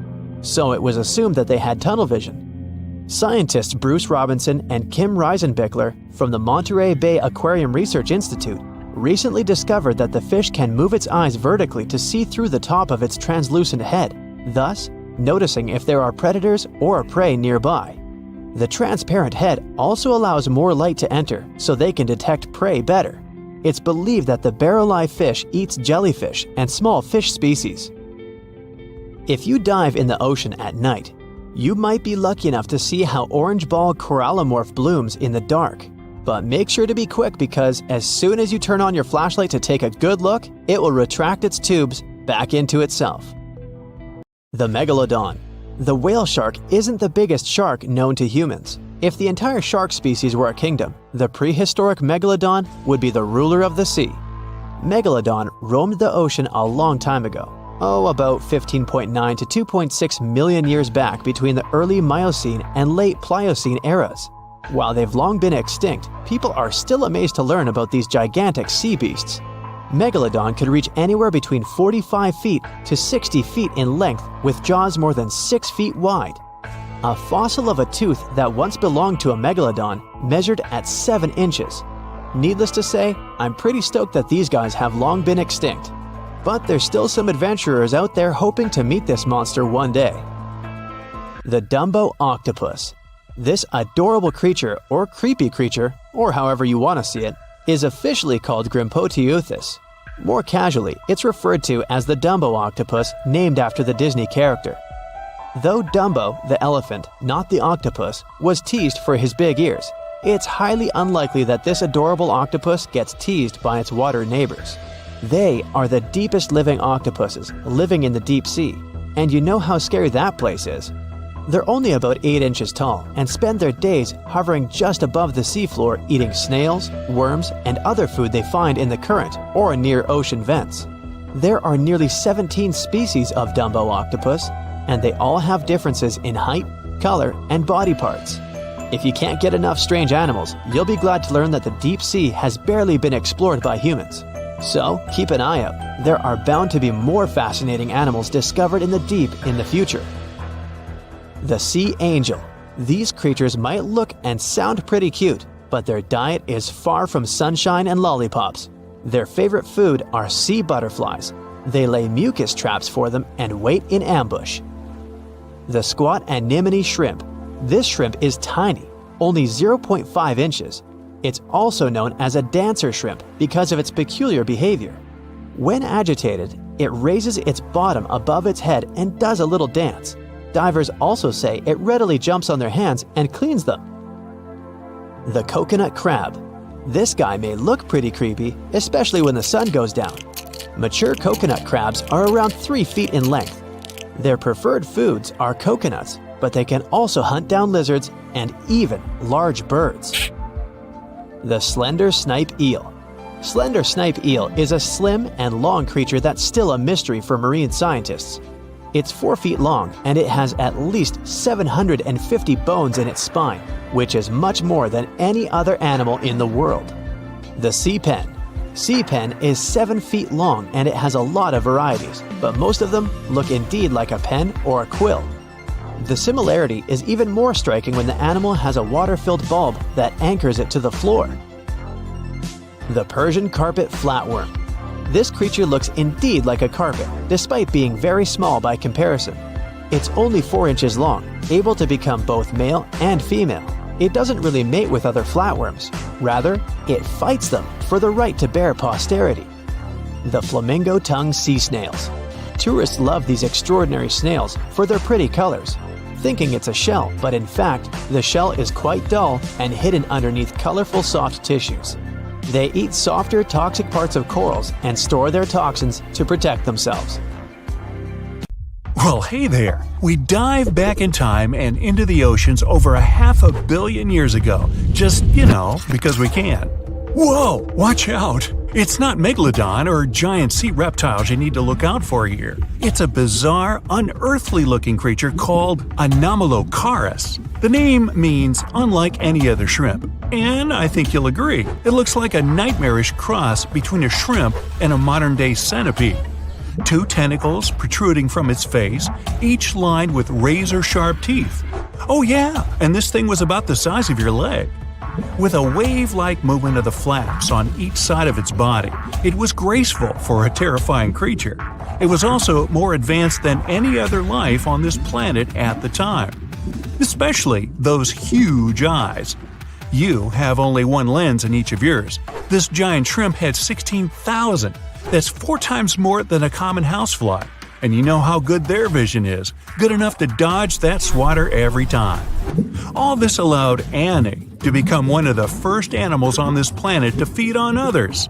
Yep, here it is. Earth's first hunter. Its favorite meal? Trilobites. Hey, try a bite. Those are the ancient ancestors of crabs. Some of their fossils have marks on them in the same shape as the monster shrimp's mouth parts. Terrors of the past like this got to be so giant thanks to more oxygen in the atmosphere. A perfect example of this, Meganeuropsis. Imagine a dragonfly. Now make it as big as a cat, and with a wingspan longer than your arm. Megan, the monster-sized dragonfly, could easily grab other insects or even small animals, and she ruled the air with quick movements. Back then, there were still no large birds or other airborne enemies for this behemoth bug, so it was safe and free to grow as large as this planet would allow. Piranhas of the past were also jumbo-sized. Mega piranha was about 3 times the size of the river terrors we have today. Its bite force was about the same as a tiger's, and those striped kitties bite down 2 times harder than lions. That means it probably not only dined on other fish and any land creatures that, got too close to the water, but it could also easily crunch down on large turtles and other unlucky shelled creatures. And fun fact, modern-day piranhas bark like dogs when they're about to enter a confrontation. It actually sounds more like a frog's ribbit.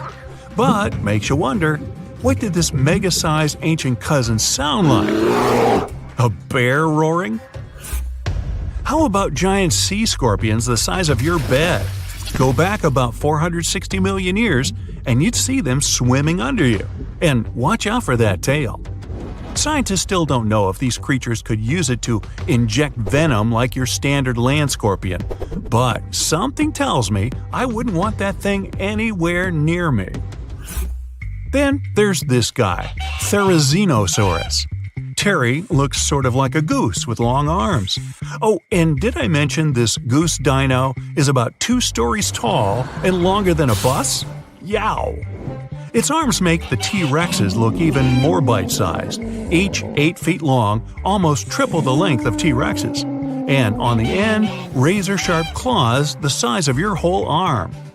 Now, don't worry about those lengthy claws too much, though. Terry probably used them to cut through giant termite nests. So, this huge reptilian goose was more interested in eating bugs and plants. Another mega monster for you, Megatherium. The giant ground sloth could look a giraffe straight in the eye and weighed as much as a hippo. It moved mainly on its hind legs and used its massive tail as support. He had huge paws with colossal knife-sized claws. The sloth could use them to defend itself from enemies and to bend tree branches in search of food. But the biggest danger to the giant ground sloth wasn't dinosaurs or saber-toothed tigers. It was our own species. Yep, humans showed up just in time to meet this fellow and to, eat him up. Titanoboa was a terrifying 50-foot snake, as long as the great megalodon itself. It was also more than 2 times heavier than the heavyweight champion among snakes today, the green anaconda. Crocodiles were a regular on this serpent's menu. Titanoboa could swim 3 times faster than the fastest Olympic swimmer our species has ever seen. It was quicker and more dangerous in the water than outside it. And don't forget the boa part of its name. This massive snake wasn't venomous. Instead, it liked to squeeze. Remember that giant shrimp from earlier? Well, Opabinia looks like its teeny-tiny finger-sized cousin. And instead of 2 toothy tentacles, this thing had a vacuum hose coming out of its face. On the end of that trunk, what looks like a single crab claw. Add 5 eyes and a mouth under its head, and you've got a recipe for something not of this planet. Only it is. This creature used its trunk like an elephant does. Its claw grabbed food from the bottom of the ocean and brought it up to its mouth. This thing is so weird-looking that, apparently, when the scientists who discovered it presented his findings to an audience, they all laughed as if he were joking. Now, a real-life monster, the Tully monster. From a distance, it looks a bit like Nessie, that long neck and teeth-lined jaws. But get closer, and you'll see it's more like a long nose with a mouth attached at the end, like a mosquito.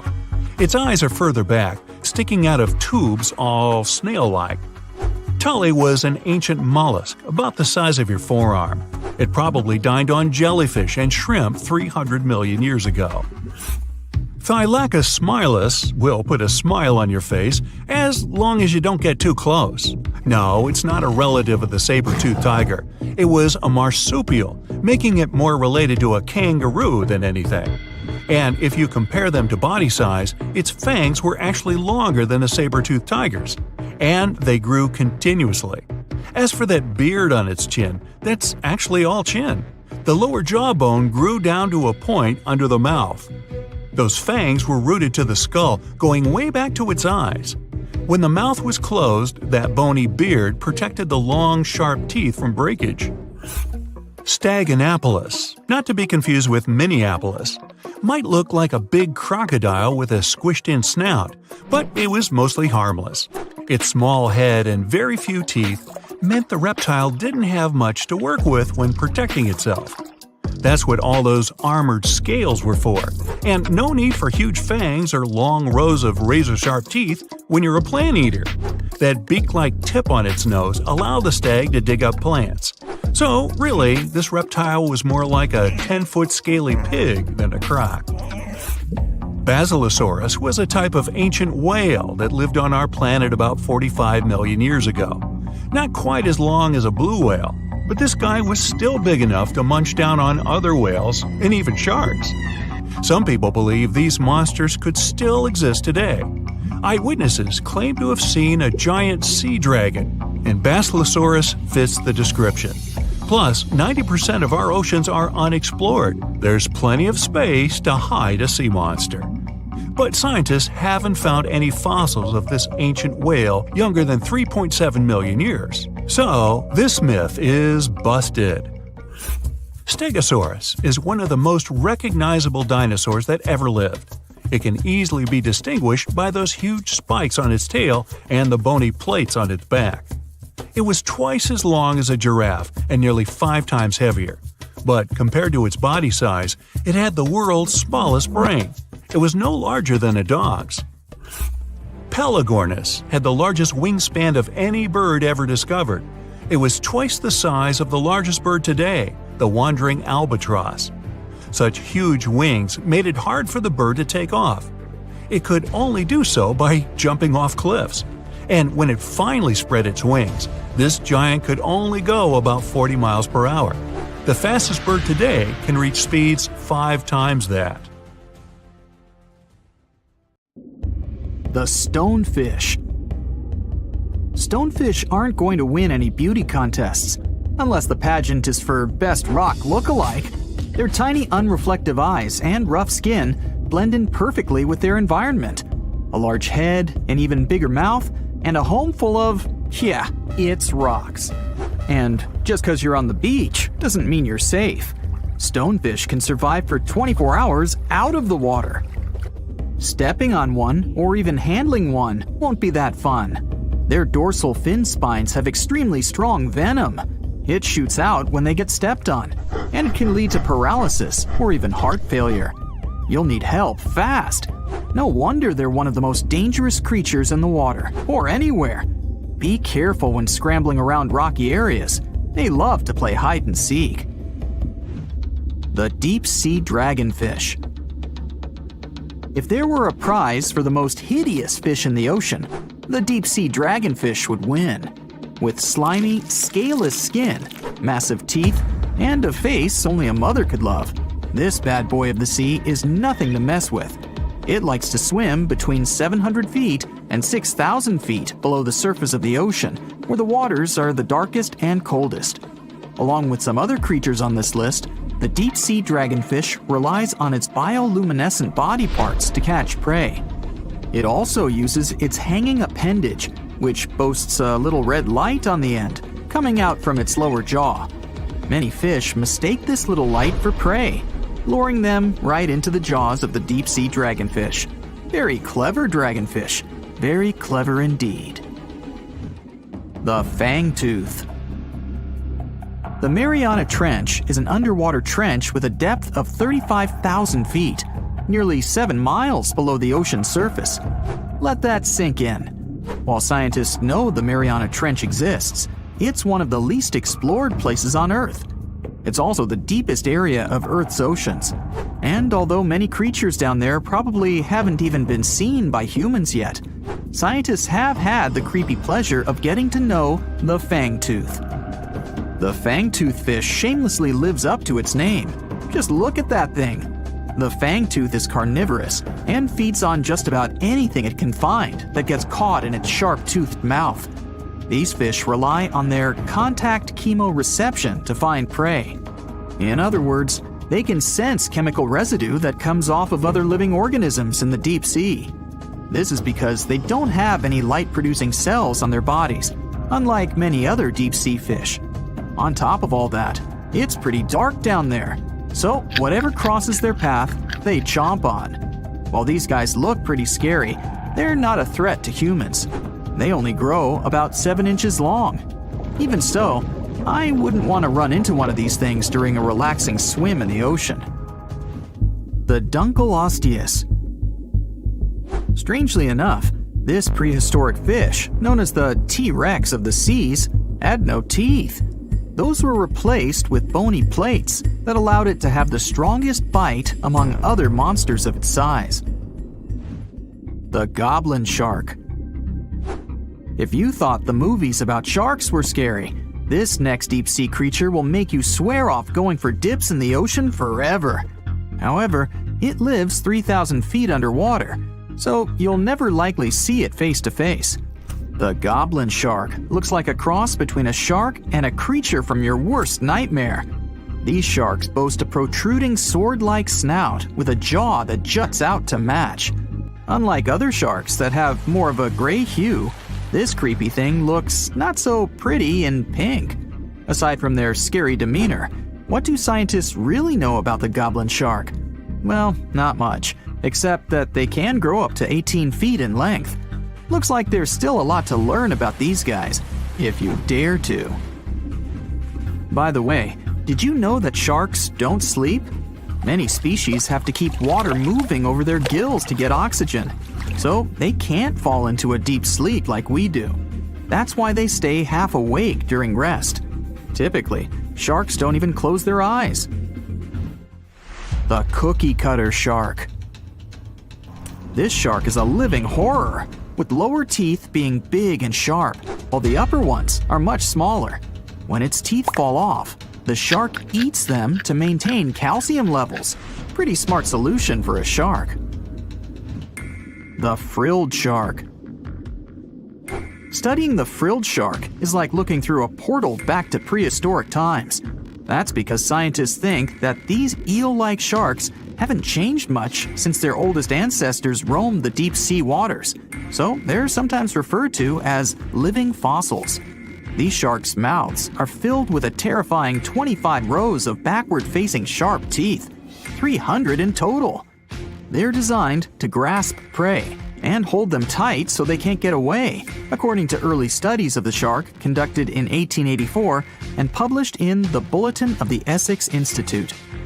Luckily for swimmers, the frilled sharks live between 390 feet and 4,200 feet below the ocean's surface, so they'll probably never run into them. Probably. This is probably the worst nightmare of any dentist. The northern stargazer. Take a look at this cutie. The northern stargazer is definitely not something you'd wish to see on the ocean floor. This horrid creature hides its body under the sand, leaving its face above to wait for prey. The tasseled wobbegong. Here's another carpet shark on our list. It lies low on the bottom of the sea and patiently waits for its prey to come by. The Australian ghost shark. The Australian ghost shark isn't really even a shark, but a very bony fish. It's also a living fossil. It hasn't changed within the last 400 million years. Believe it or not, sharks and humans have a common ancestor that lived around 440 million years ago.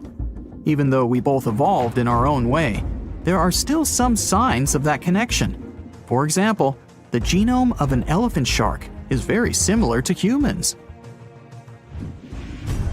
The Leopleurodon. This list of terrifying creatures would be incomplete without mentioning the terrifying and prehistoric Leopleurodon. This carnivorous marine reptile existed during the Colovian stage of the Middle Jurassic era and ruled the waters at 9 feet in length. Scientists believe Leopleurodon thrived in this deep-sea trench because of its ability to swim long distances and its 4 paddle-like limbs. While they probably weren't able to propel themselves toward prey like other animals of the area, they did manage to accelerate and attack very ruthlessly and efficiently. Additionally, they relied on their long snouts to smell prey, which leads scientists to believe they didn't rely on sight for hunting. This means they could have thrived in the dark Mariana Trench. Around 150 million years ago, Leopleurodon became extinct, due to competition for prey against other thriving marine reptiles. And I think I speak for all of us when I say, thank goodness for that.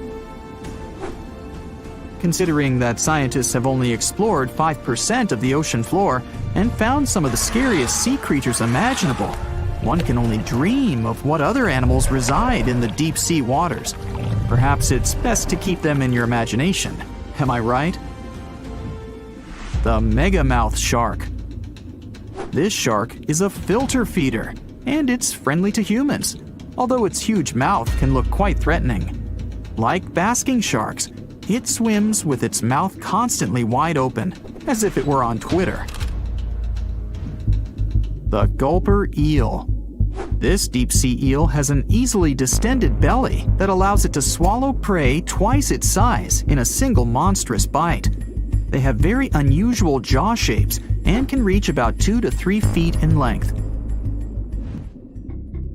Do you see that large log near the ocean floor? Maybe it's part of an old ship. Treasure, gold, diamonds, I'm rich! Well, as you get closer, you notice something. It's swimming! It's not a shark or a dolphin, it's a saltwater crocodile. Now don't panic. If you bump into one of these reptiles in the sea, it's unlikely it'll think of you as food. Crocodiles have a special valve in their throat that stops them from drowning underwater, but that doesn't mean they can't bite.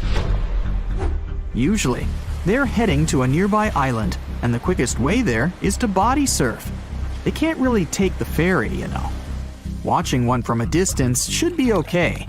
Just don't swim to shore right away. They love to ambush their lunch in shallow water. If there's one time I'd want to see a great white shark, it's when I'm diving with crocodiles. They'll gladly take a crocodile-sized nibble, given the right motivation. Think you know what lurks in the depths of the ocean? While nearly 95% of our oceans haven't been explored yet, it's hard not to let your imagination run wild. But thanks to brave explorers, deep-sea cameras, and awesome archaeologists, we do know about some pretty incredible sea creatures living in our waters today, and millions of years ago. From the 9-foot spider crab to the 60-foot prehistoric megalodon, these sea dwellers come in all shapes and sizes. But let's focus on sea creatures famous for their huge size.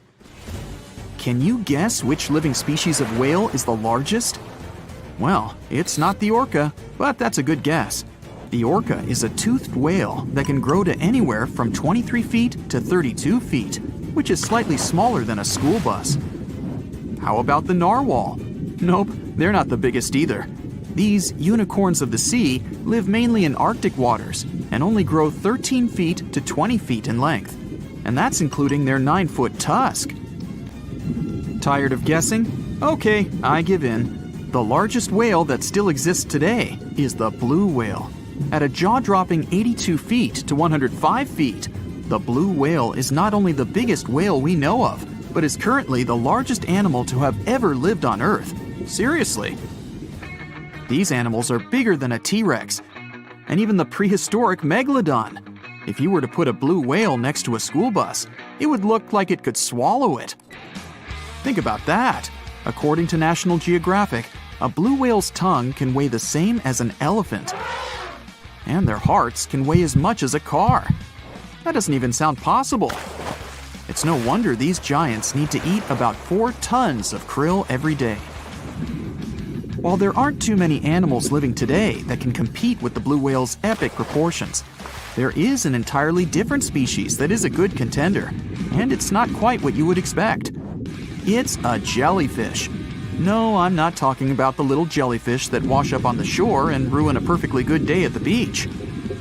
I'm referring to the lion's mane jellyfish, the biggest jellyfish around. This invertebrate can grow up to 120 feet long. They also come in different gorgeous colors like red, purple, or even shades of orange. As if their length wasn't impressive, the lion's mane jellyfish boast a whopping 8 sets of 70 to 150 tentacles.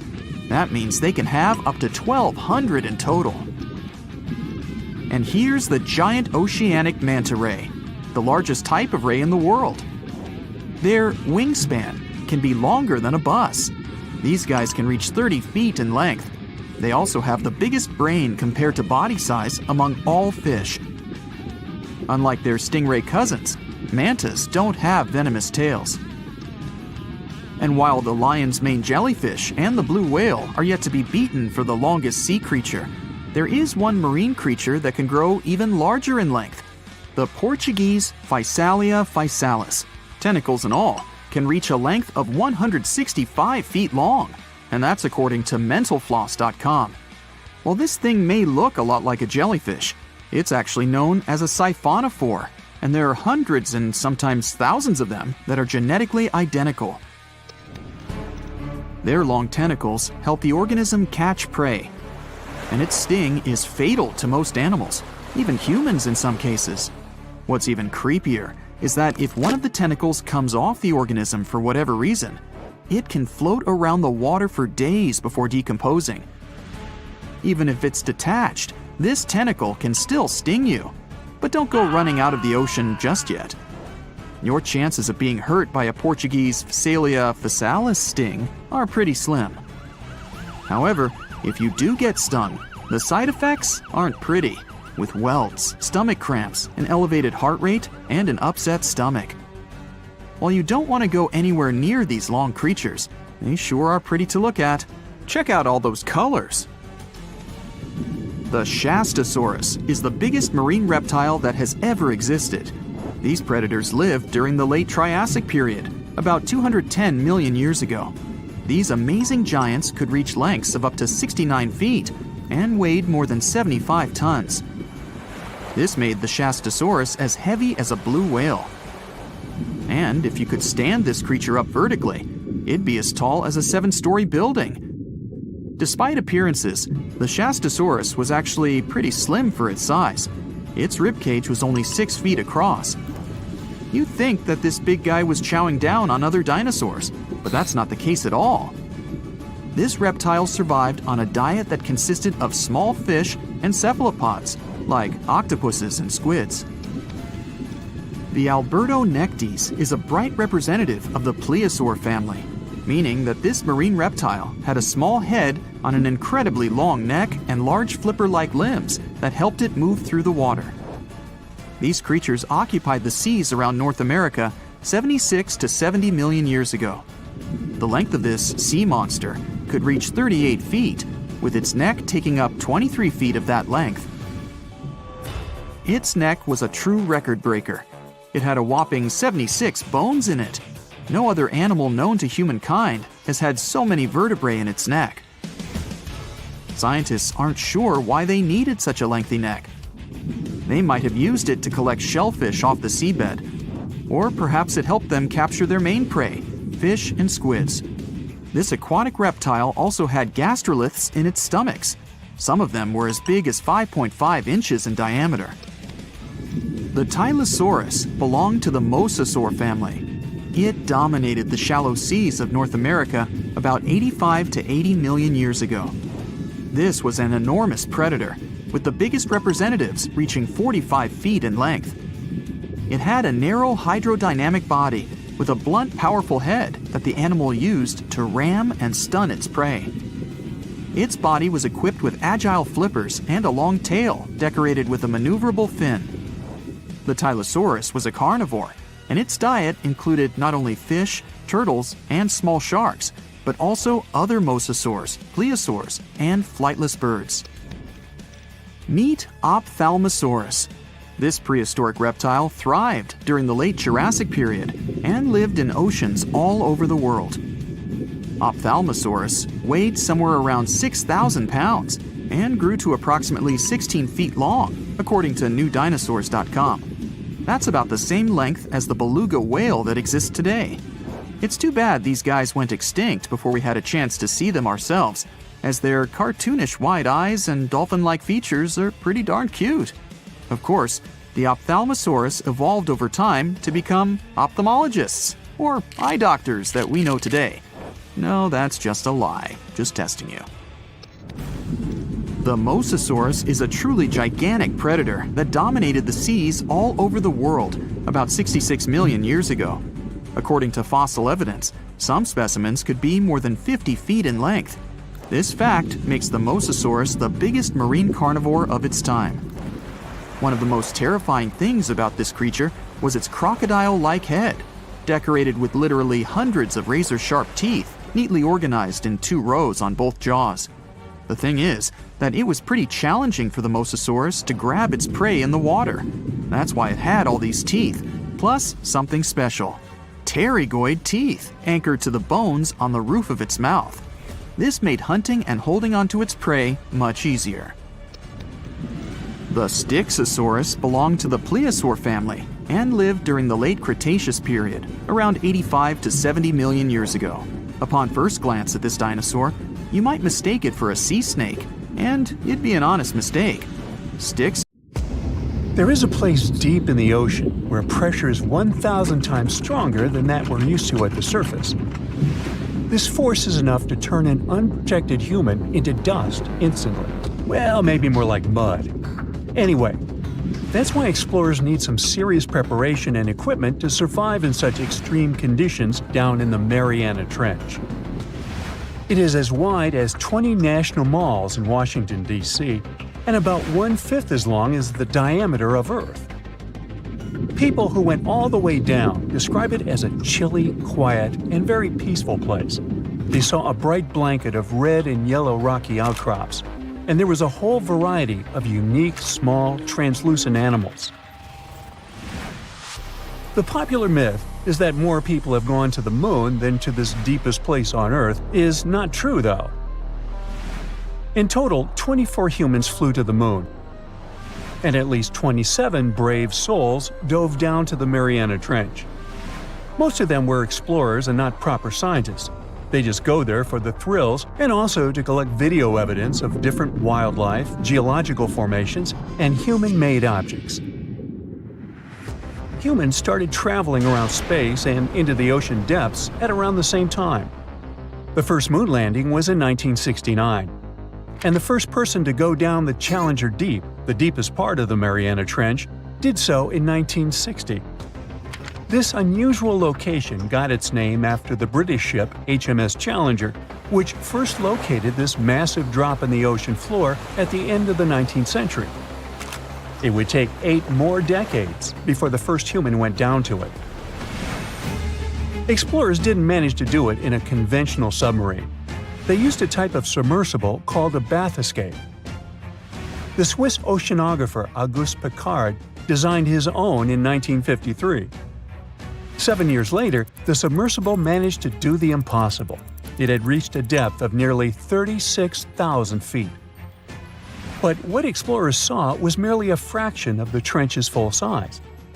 The fact that it is so huge of the Mariana Trench is just one of the reasons why it's mostly unexplored today. The absence of light is another major issue. Sunlight is incapable of reaching such profound depths, so the entire trench, from top to bottom, lies in absolute darkness. Because of such conditions, the ecosystem is a lot different than the shallower regions of the Pacific. This puts immense pressure on marine wildlife. Yeah, the pun is intended. Another reason why it's so challenging to survive there is the temperature.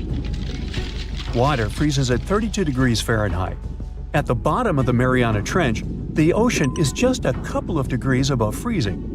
One of the factors that hasn't let this area turn into a giant icicle is the fact that salt water has a slightly lower freezing point. The other reason is geothermal energy that warms the ground at the bottom of these just enough for it not to freeze. That's why submersibles need to have proper insulation to navigate these icy conditions. When they reach the bottom, researchers find out that this desolate and harsh climate is home to several animal species. They encountered arrow-toothed eels, snailfish, and spoonworms at various depths. There were even strange-looking translucent sea cucumbers and shrimp-like amphipods. The biggest surprise was microbial mats thriving on methane and hydrogen from the mud. Among the species, the Mariana snailfish looks like a master of the environment that can go farther and deeper into the trench to feed on prey than its competitors. Despite its seemingly fragile appearance, The snailfish is adapted to withstand extreme pressures, a superpower it wouldn't be able to survive without. The exotic life forms that live deep down aren't normal-sized, since deep-sea gigantism makes them grow significantly larger than their counterparts in other ecosystems. One example is the giant tube worm, which can be 6 feet long. Science has a hard time explaining the exact cause of this form of gigantism.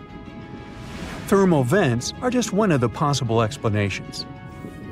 All of these factors might help explain the huge time gap in researching the Mariana Trench. The first successful dive after the 1960 expedition came only in 2012. That's when the famous Canadian film director James Cameron went down in the deep-sea Challenger. Because few scientists have gone that deep before or after Cameron, there is no map of the deepest point on our planet. We know very little about the oceans that cover 2/3 of the Earth's surface. Researchers have mapped out only 5% of them so far. Science still has a lot to discover in the Mariana Trench and other unexplored places on our planet. The Amazon rainforest stands as the best example of the world's most unexplored regions. The list of reasons why this part of South America is unknown starts with its wildlife: jaguars, anacondas, piranhas, black caimans, and Brazilian wandering spiders are just some of the creatures that pose a risk for researchers. Relentless year-round rainfall induces heavy flooding. Add to all this some treacherous river currents, and you can see why scientists have mapped such a small percentage of the Amazon to date. In just one region of Brazil, near Peru, there are at least 14 tribes that have never had contact with the outside world. The national authorities intend to keep it that way. Isolation of these indigenous people is the best way to protect their future. The same goes for a remote island in the Indian Ocean. After the tragic tsunami of 2004, helicopters flew over North Sentinel Island to make sure its inhabitants were alive and well. Meanwhile, the Sentinelese weren't thrilled. They took up bows and arrows to drive away the unwanted visitors. This tribe is one of the last uncontacted tribes on Earth. Although anthropologists and filmmakers visited the island in the late 1960s, we still don't know much about its indigenous population. It sits a long way off any shipping lanes in the Bay of Bengal. North Sentinel has no natural harbor, and it's surrounded by a shallow reef. This makes access to the island possible only by boat. The Indian officials who lay claim to the island have prohibited outsiders from visiting the island for safety reasons. The estimates on how many people inhabit the island vary significantly, from as few as 15 to as many as 500. The island is not tiny. It's about 5 times as big as London's Heathrow Airport. Apart from occasional contact during the past 2 centuries, the Sentinelese must have been isolated for a long time. They are related to other indigenous groups in the Andaman Islands, but their neighbors cannot understand a word of their language. The continent of Antarctica has no permanent human settlements at all. The only people who periodically live there are international scientists. This vast expanse of ice and snow, roughly the size of the United States and Mexico combined, still has many regions where humans haven't set foot. Satellite imagery and photos that NASA's aircraft made from the air have mapped out the entire continent. So we know where to go, but it's not that easy. The reason for this are all the adjectives that go with Antarctica. It is the coldest, windiest, driest, and brightest of the 7 continents. This makes it virtually unlivable. More than 99% of its surface is covered with a permanent sheet of ice. Its thickness ranges from 1 mile to as many as 3 miles in some places. That's half the height of Mount Everest. Now, the Himalayan range contains the world's tallest unclimbed mountain. It is also the tallest mountain in Bhutan. In the local language, the mountain's name translates as White Peak of the 3 spiritual brothers. Out of respect for the spiritual beliefs of the local population, national authorities restricted and then completely banned mountaineering at the beginning of the 21st century. To this day, there is no evidence that any climber has ever managed to successfully reach the summit of this mysterious mountain. There's a beautiful island in the Atlantic Ocean 25 miles off the coast of Brazil. It's easy to reach, has an endless beach line, steep rocks to climb, and vibrant tropical greenery. Yet there isn't a single hotel here, no one's hiking on all those rocks, no one's watching sunsets by the ocean, and you'll never see kids build sandcastles on the beach. People left this island a long time ago and will unlikely ever come back to live here. It's been long since taken over by creatures you'd rather never meet. Ilha da Queimada Grande has the highest concentration of venomous snakes in the world. It's the only natural habitat of the golden lancehead viper, one of the most dangerous snakes on the planet. Somewhere between 2,000 and 4,000 of these critters live here. They say you're never more than 3 feet away from meeting one of them on the island. They're like life insurance salesmen. Lancehead vipers have venom that's 3 to 5 times stronger than that of their closest mainland relatives. Evolution helped them to develop it to keep them properly fed. Their only prey is birds that visit the island to rest. Lanceheads have to slither up the rocks for lunch and can't wait and trace those birds like other snakes. So they developed a super venom that works almost instantly. One legend says the snakes ended up in the middle of the ocean thanks to pirates. They were looking for a good place to hide their booty, their gold. The island was a perfect match. They also needed something to protect their treasures from any invaders. So they brought some snakes, and those multiplied quickly. A more realistic explanation involves not humans, but rising sea levels. Snake Island used to be part of the Brazilian mainland, but the sea isolated it from the rest of the country around 11,000 years ago. The snakes that ended up on that island were able to spread and thrive because they had no predators to bother them. And when people tried to, let's just say it didn't end well. Another island legend is about a fisherman who came here to pick bananas. He didn't expect he'd have the company of venomous snakes, and they were ecstatic about a new item on the menu. The fisherman ran for his life back to the water, but had been bitten before he managed to jump into his boat. A couple days later, his boat was found, but he didn't make it through the journey. Snake Island has long been uninhabited, but it used to have a human population for a few years, from 1909 to 1920. It was the lighthouse keeper, his wife, and 3 kids. Their task was not to let people on the island. According to another legend, one night snakes got inside their house through the windows. The parents grabbed their kids and tried to escape to the boat. Sadly, the snakes were faster. No one of the family had survived that visit. The lighthouse has been automated. Now the Navy visit it regularly to check if it's in order and keep visitors away from the island. It's both for the safety of people and for the good of snakes that are a critically endangered species. Some of those people are tourists looking for adventures. Others are smugglers that capture and sell lanceheads for $10,000 to $30,000. Animal collectors and scientists are willing to pay that price. There are rumors that the venom helps cure heart conditions. In the past, someone tried to set the island on fire to get rid of the snakes altogether and clear the land for agriculture. But the snakes have an important mission. It's crucial to study them to better understand the whole lancehead snake family and to treat people who get bitten by them on the mainland. Such incidents happen a lot in Brazil.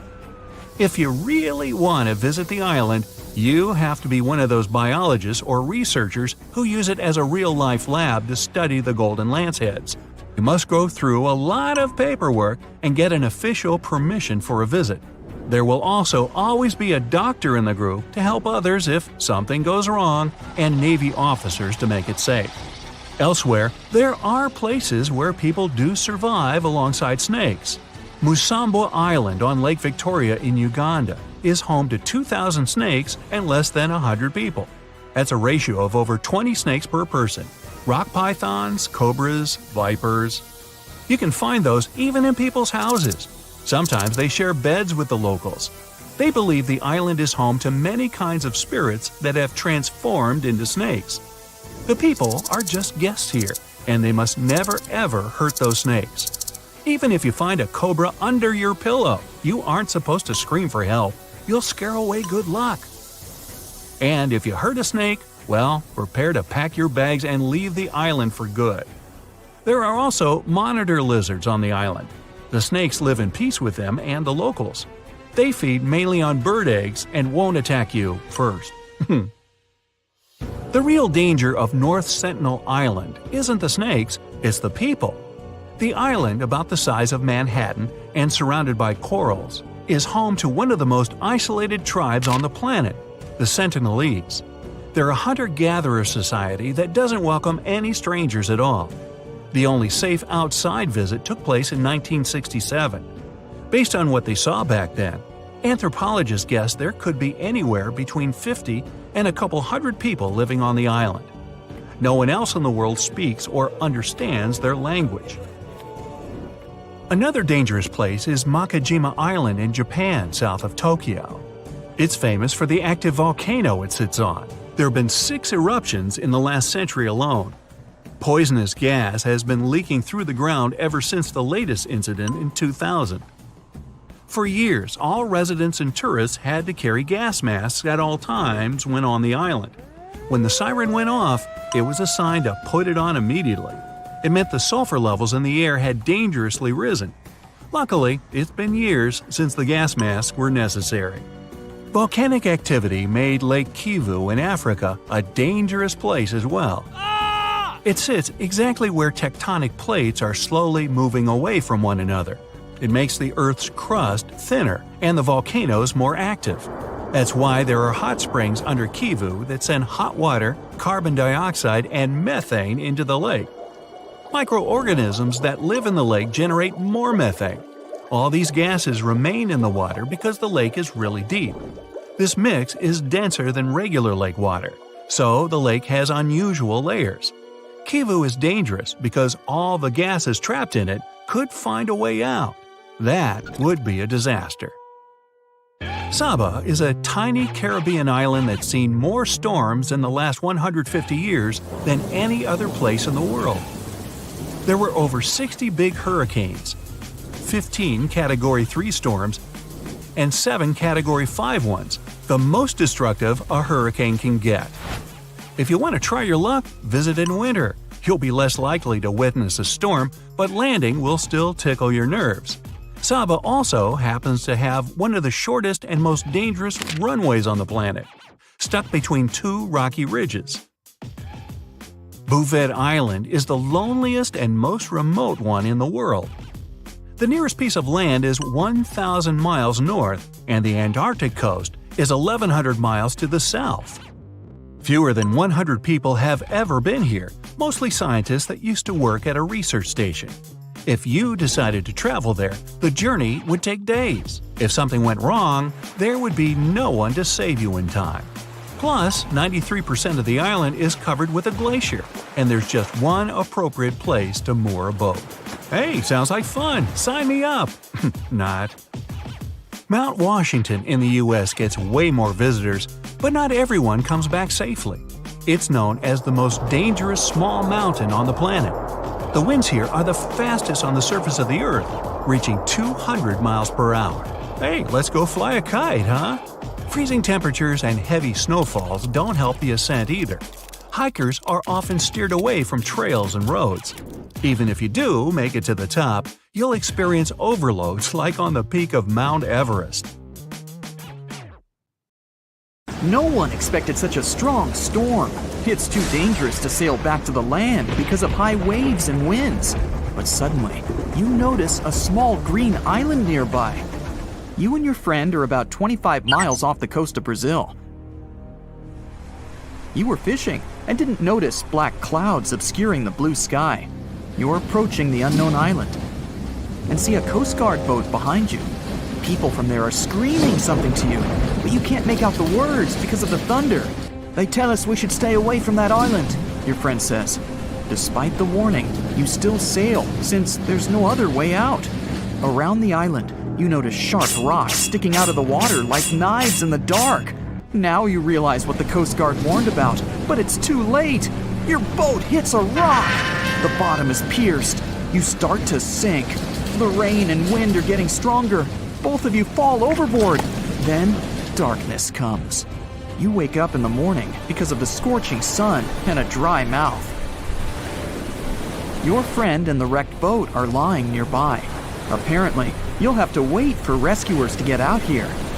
Now, in the light of day, you can see how dangerous the island's coast is. It's surrounded by rocks, and you're lucky you've survived. Getting out of here will be difficult. Together with your companion, you decide to look for coconuts and bananas. Your friend goes to the wreckage and pulls out a bag of medicine. Then, both of you leave the sandy beach and enter the dense jungle. A couple of steps later, you hear a strange hiss. You see your friend. His eyes are filled with horror.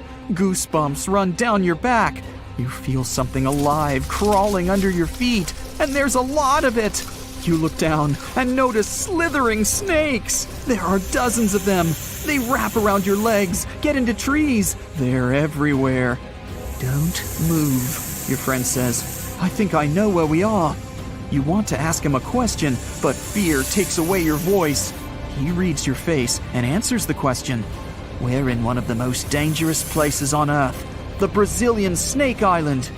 These are not just some ordinary snakes. This is the golden lancehead, one of the most venomous reptiles in the world.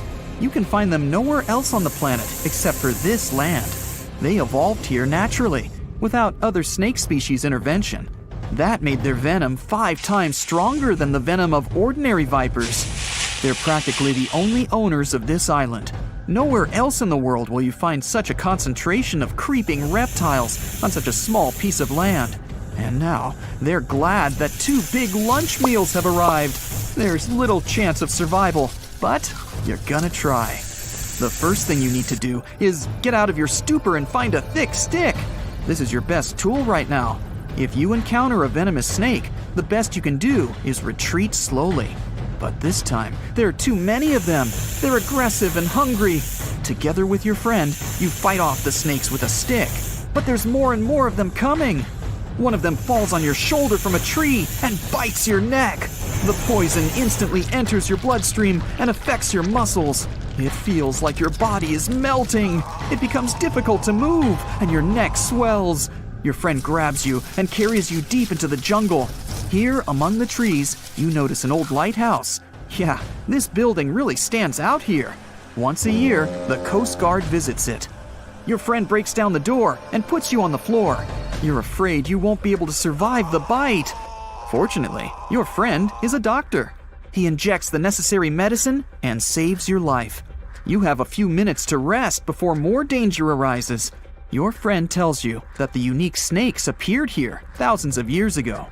This island was part of Brazil for a long time. Then, massive floods separated it from the continent. This part of the land was cut off from the whole world, which helped the formation of a unique ecosystem inside. Vipers that lived here evolved into golden lanceheads. They quickly became the main masters of the island and destroyed all the other animals. But how did they manage to survive without food, cut off from the whole world? They did it thanks to nature and evolution. This island is a transit point for many birds.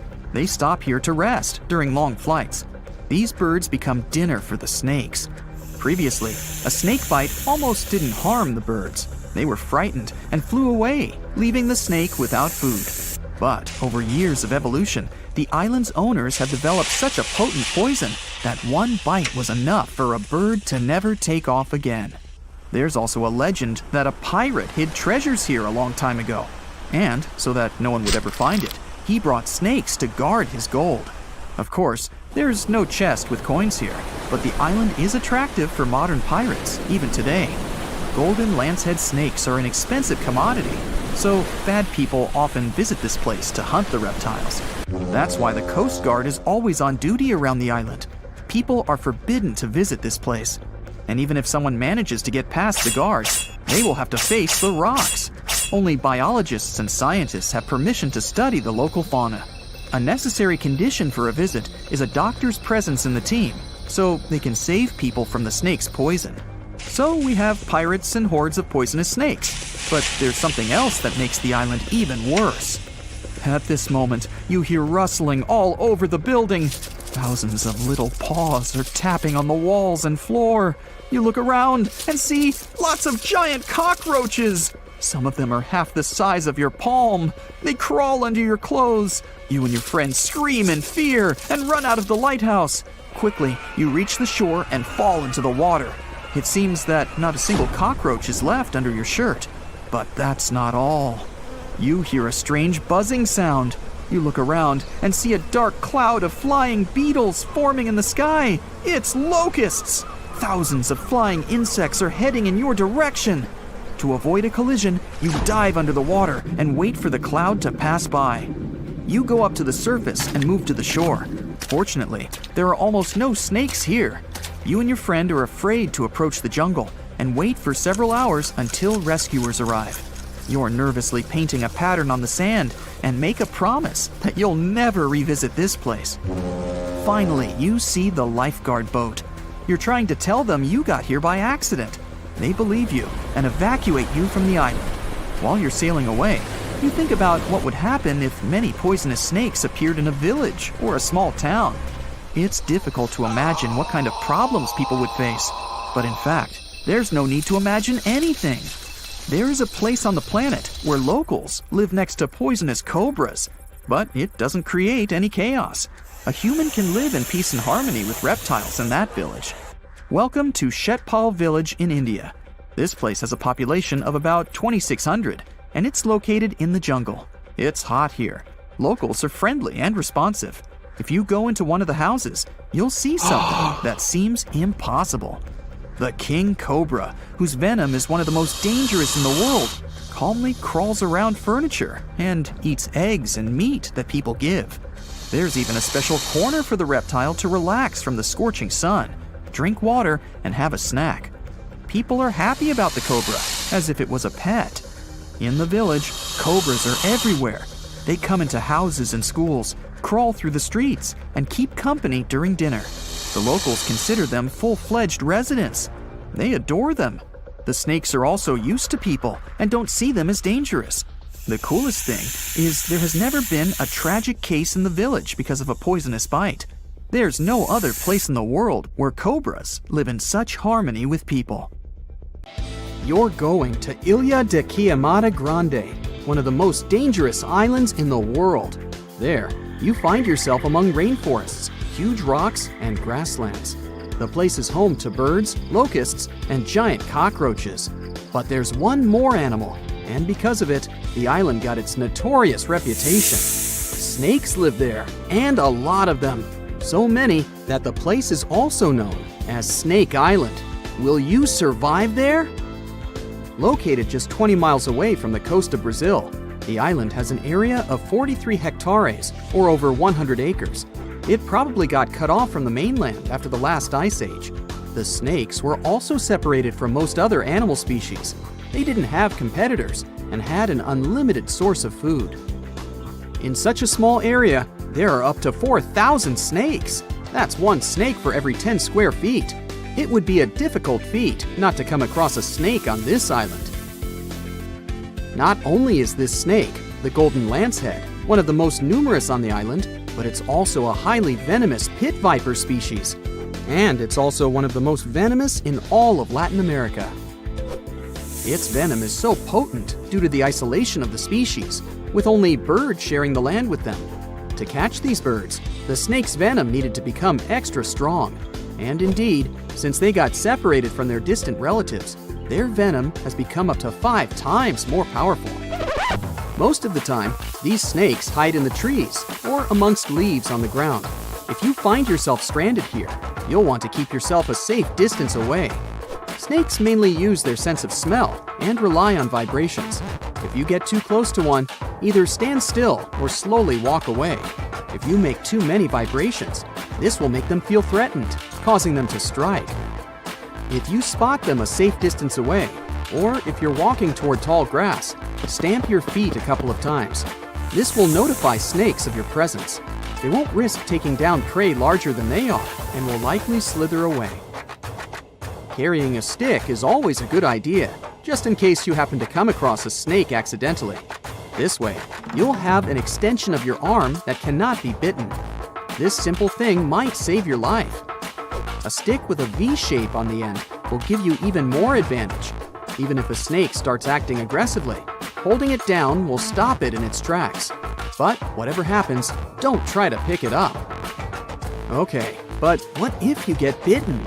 The chances are pretty high on this island, of course.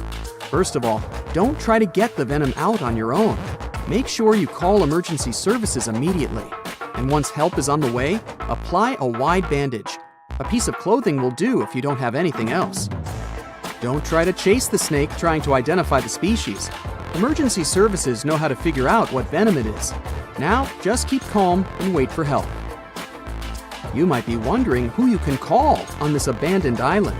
Well, since it's strictly prohibited to visit this place, there are signs advising to stay away all over the island, along with a number you can call if you run into trouble.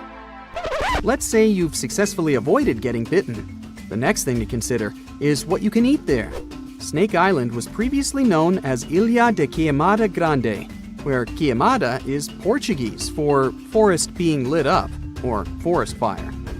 The reason for that was the fact that the entire island was deliberately set on fire to make room for a banana plantation. Unfortunately, the banana business didn't turn out to be a success, probably because farmers got sick and tired of snakes. But some banana trees still thrive today, and they can provide you with some much-needed nutrients. You'll also want some protein in your diet throughout your stay. Luckily, along with the snakes trapped on the island, there are also cockroaches. These giant prehistoric-looking roaches come out at night to feed on plants. Get that barbecue started and enjoy the rare delicacy this island provides. A great way to survive on the island is to avoid it altogether. If by chance you happen to be sailing past, keep in mind that this place was once connected to the mainland. Rocks beneath the waves are very likely to damage the bottom of your boat if you get too close. Make sure you keep an appropriate distance when traveling past. Sure, this island is intriguing, but please remember that no matter how close you get to it, you won't be able to see snakes from the boat. You can only see these creatures if you get close enough, which you really shouldn't do. And it's not only reptiles that make this location dangerous. Pirates visit the island quite often. Not the sea shanty singing peg-legged arr pirates, but bio-pirates who come there to capture the very thing that makes it so dangerous. They come there for snakes, to catch them and sell them illegally. Since the island got cut off around 11,000 years ago, the golden lancehead has evolved within its own unique habitat. So, although there are many reptiles on this island, they're still an endangered species. Due to their limited numbers, their value is very high, reaching up to $30,000 on illegal markets, which gives biopirates the motivation to catch them. I can think of better ways to make a living. Anyway, let's say you've got all the resources necessary to survive in one of the most dangerous places on Earth. Do you think you would manage this feat? Perhaps you think it's impossible. You'd be surprised at how possible it can be, if you know what you're doing. It turns out many have visited this scary place before. Research teams often come there. They study the golden lancehead snake, its environment, and its food sources for conservation purposes. But scientists always make sure there's a doctor on the team. There's also a lighthouse on Snake Island. It had been operated by people until the 1920s. Then it became automated. One guess why. Brazilian authorities visit the lighthouse once a year to make sure it's still functional. Locals on the mainland know the reputation of the island, so the stories of people going missing are minimal. But one group of fishers once got too close to the island. As they were sailing along their normal route, they accidentally neared the shore. Their boat hit a rock under the waves and began filling with water. As the boat was quickly sinking, the men had only two options: to try to survive in the rough sea or swim to the shores of Snake Island. It was a hard choice to make. After all, they had heard the stories, and it wasn't just about snakes. Rumor had it that the island was cursed. Regardless of the stories, the fishers chose to take their chances with Snake Island. After making it to the shore, they tried to be careful. Their knowledge of the island could help them survive. Most importantly, they knew to avoid the rainforest at all costs. As the men got hungry, they carefully walked along the edge of the forest, warily collecting bananas. They were mostly sitting, waiting, and conserving their energy. They could only drink water when it rained. It was just enough to sustain them. They slept on the beach, unprotected from the elements and weather. And all the time, they were so close to the comfort of the lighthouse or caves. They were probably overly cautious, but it was either enduring some discomfort or risking their lives for a dry bed. They didn't yield to the temptation. They managed to survive for 3 days without being bitten by a snake. After that, a passing boat finally rescued them. So, now you know, anything is possible. Today, I'm going to tell you about creatures that had unique features which allowed them to grow to incredible sizes. They were some of the most impressive animals to have ever existed on our planet. The Argentinosaurus is a genus of sauropod dinosaurs that lived approximately 97 million years ago in what is now South America. Scientists think it was one of the largest land animals ever, with a length of up to 100 feet and a weight of up to 100 tons. A farmer stumbled upon a giant leg bone while tending his cattle. That's how he discovered the first fossils of the Argentinosaurus in Argentina in 1987. Further excavations uncovered more bones, revealing a massive dinosaur that would have dwarfed most other animals of its time. The Spinosaurus, meaning spine lizard, is a genus of theropod dinosaur that lived around 97 million years ago in what is now North Africa. It is believed to be one of the largest carnivorous dinosaurs to ever exist, with a length of up to 60 feet and a weight of up to 23 tons. The Spinosaurus is known for its distinctive elongated sail-like structure on its back. It was likely used for thermoregulation. It also had long crocodile-like jaws that were lined with sharp teeth. This allowed the creature to catch and eat large prey, such as fish, crocodiles, and other dinosaurs. The first fossils of the Spinosaurus were discovered in Egypt in 1912. The sperm whale, Physeter macrocephalus, is a species of toothed whale that is the largest toothed predator on Earth. It also has the largest brain of any animal species. It is found in oceans all over the world and can dive to depths of up to 7,000 feet in search of food. You can easily recognize sperm whales by their massive, block-shaped heads, which can measure up to 1/3 of their total body length. They have dark brown or grayish-blue skin and a distinctive wrinkled appearance. The Titanoboa is an extinct genus of a giant snake that lived approximately 58 million years ago. It is considered to be the largest known snake ever. It could grow up to 42 feet and weighed around 2,500 pounds. The first fossils of the Titanoboa were discovered in a coal mine in Colombia in 2004.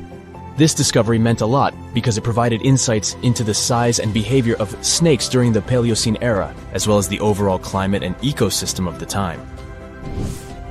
The blue whale, Balænoptera musculus, is the largest animal on Earth, measuring up to 100 feet in length and weighing as much as 200 tons. These marine mammals are found in oceans all over the world and can live up to 90 years. Blue whales have a long, streamlined body that is usually blue-gray in color with mottled patterns. They have a small dorsal fin and 2 pectoral fins that are about 1/3 the length of their body. Blue whales feed on tiny shrimp-like creatures called krill, and they eat a lot. A single adult blue whale can eat up to 8,000 pounds of krill in a day.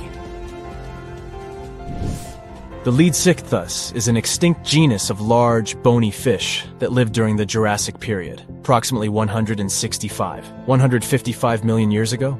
It is believed to be one of the largest fish that have ever lived. Some estimates suggest that it could grow up to 55 feet in length. The first fossils of Leadsichthus were discovered in England in the 19th century, and more recent discoveries have been made in other parts of Europe, South America, and Africa. Despite its enormous size, the Leadsichthus was a filter feeder, similar to modern-day whale sharks, and likely fed on plankton and other small organisms. The creature did it by simply swimming with its enormous mouth open, filtering water through its gills. The pterodostro is an extinct species of flamingo-like birds that lived approximately 35 million years ago. They were relatively small birds with a wingspan of about 2-3 feet. And they were known for their distinctive long, narrow beaks equipped with comb-like structures used for filter feeding. The pterodostro lived in shallow bodies of water, like lakes and lagoons, and mostly fed on small crustaceans and other tiny organisms. The animal filtered them from the water using the comb-like structures on the inside of its beak while swimming through the water. The African elephant is the largest land animal on Earth and one of the most recognizable ones. There are two species of the African elephant, the savanna elephant, Loxodonta africana, and the forest elephant, Loxodonta cyclotis. You can see them in various parts of sub-Saharan Africa. These creatures can be identified by their large size, gray skin, and long trunks. African elephants can grow up to 13 feet tall and weigh up to 14,000 pounds, depending on the species and gender. You decided to go scuba diving for the first time. The water is clear and the sun is shining on the seabed. You take a few selfies and the fish swimming by when suddenly the ocean goes pitch black. You look up and, oh my, what is that gigantic animal? It's definitely not a shark, not a whale. Is it a turtle? Yup, but fear not, it's not gonna hurt you. If you had lived on this same Earth about 72 million years ago, then maybe this could have really happened to you. Scientists have recently found the fossils of a gigantic marine turtle that could have grown as big as 12 feet. If you don't have any idea of how big that is, let's see some examples. That's the average length of a hippopotamus, 6 golden retrievers, or 2 Michael Jordans stacked on top of each other. The turtle's scientific name is an homage to that old-school sea monster called Leviathan. Maybe you remember this from old-school history lessons. The Leviathan is supposedly a mythical creature that would swallow entire ships or people that were deemed too greedy by the creature. Can you imagine being swallowed by this humongous sea turtle? No, thank you. The fossils of this gigantic creature began to be excavated between 2016 and 2021, all the way in northeastern Spain. The first fossil was located by a hiker in the Spanish Pyrenees, and it was around 8 inches long. The pelvis of this turtle alone measured around 35 inches. It would definitely be one of the biggest turtles today if it hadn't gone extinct. FYI, the largest living sea turtles today can reach up to 6 feet in length, which is already pretty big. Now, how about a gigantic prehistoric scorpion? I bet most people here are not huge fans of these creatures, especially since they're poisonous, which is why the thought of a 9-foot-long aquatic scorpion might be the stuff of nightmares. Let's just say that if they hadn't gone extinct some 400 million years ago, lakes and rivers would be much more dangerous places for humans today. These gigantic insects were considered to be apex predators in their time, hunting everything from fish to other animals, even of their own kind. Yikes! I got goosebumps just imagining these creatures. Should we thank the asteroid that hit our planet now or later on in this video? Another prehistoric animal that would shock humans if it were still alive is the so-called Megatherium, a gigantic sloth. This huge sloth is believed to have grown up to 20 feet long, and its weight could be up to 8,000 pounds. It was found in the woodlands and grasslands of South America. The creature used to stand on its 2 feet in order to reach leaves on high branches. These giant sloths had huge claws. They helped them climb trees. I gotta say, I feel uncomfortable imagining these elephant-sized sloths climbing trees. Oh, of course, some dinosaurs will make our super-sized creatures list. But before that, here's a fun fact. Did you know some dinosaurs are still alive today? Scientists have proven that birds are classified as theropod dinosaurs. Such infamous creatures as the T-Rex and Velociraptor belonged to this group. I'm sure you've heard these names even before you watched Jurassic Park. The Velociraptor is that scary dino that breaks into the kitchen. Well, they evolved, gained some feathers, and turned into various species of birds we know today. That means that any bird from chickens to those little blue ones is a direct descendant of dinosaurs. Now, does the name Spinosaurus ring a bell? You can see this huge dinosaur in some museums today. Its fossils, I mean. The Spinosaurus was one of the biggest land predators to walk Earth. Actually, to walk its land and water, since scientists believe that this dino was semi-aquatic. It fed mostly on meat, which means humans would be its natural prey if it lived today. This meat-eating dino lived around 90 to 100 million years ago. It was about 60 feet long, 12 feet high, and weighed up to 22 tons. Its head was around the size of 8 bowling balls and was shaped like a crocodile's face. Basically, the Spinosaurus was a big African elephant with the face of a crocodile. Just kidding. But that would look funny though, wouldn't it? A much more attractive dino was this guy. It's considered to be the largest dinosaur that has ever lived on our planet. What made it so big was its extremely long neck and very long tail. You wouldn't want to stand behind this creature, believe me. If it decided to swish its tail, you'd get catapulted very far away. This creature lived around 100 million years ago, and its fossils were first found in Argentina around 2012. The dino measured 120 feet from head to tail, which made it almost as big as an American football field in width. And have I mentioned it weighed almost as much as a space shuttle? A staggering 75 tons.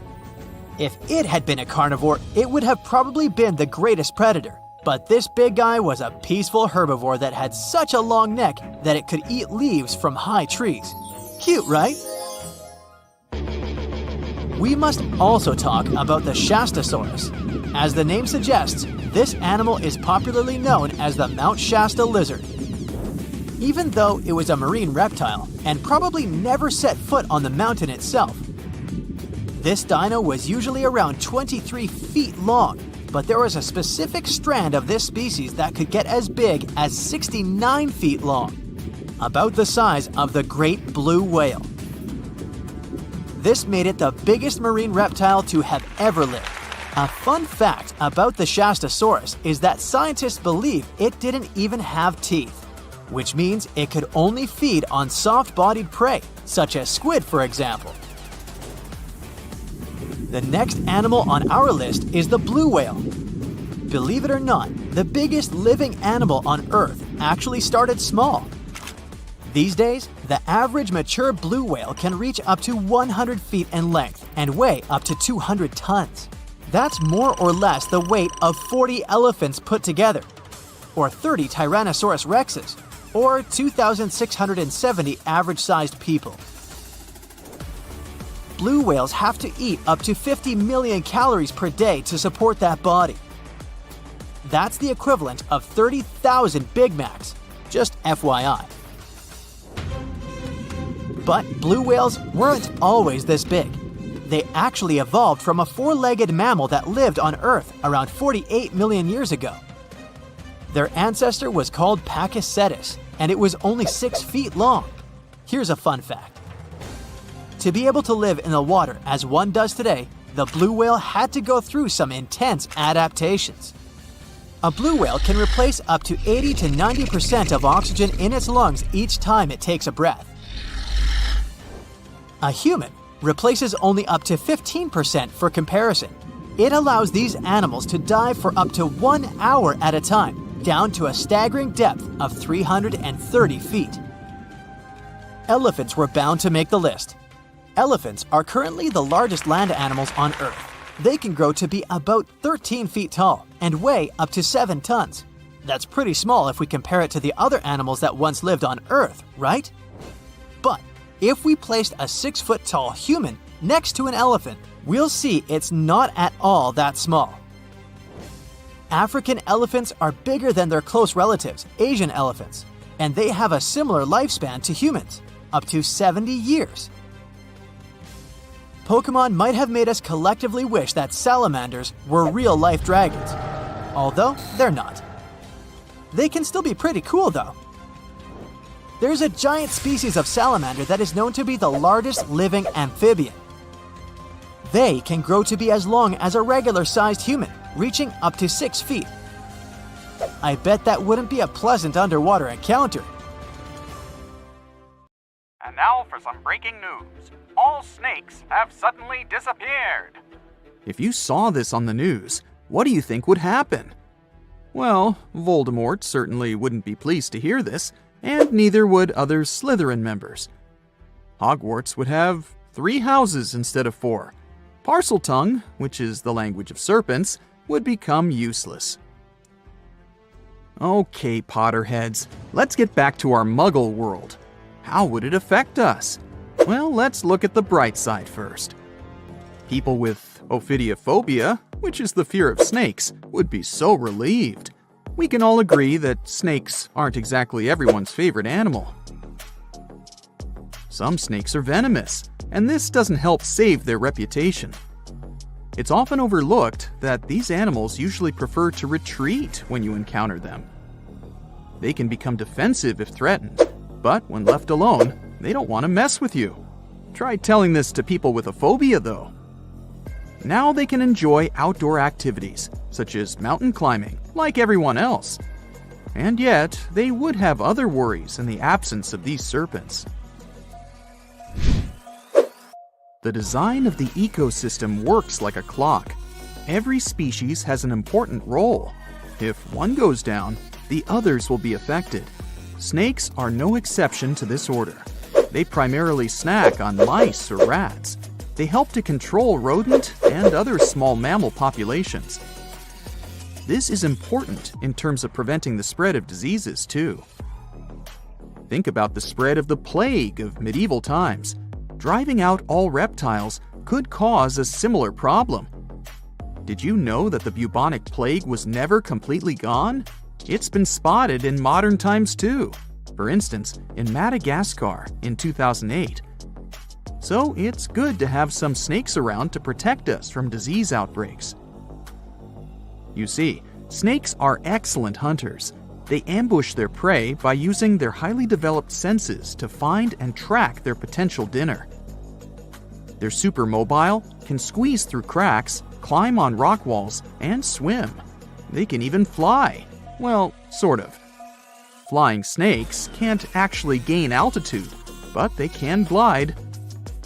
They use the speed of free fall and contortions of their bodies to follow airflows and lift themselves. Yeah, they can catch their prey in numerous ways. If we imagine a world without them, it will lead us to another phobia.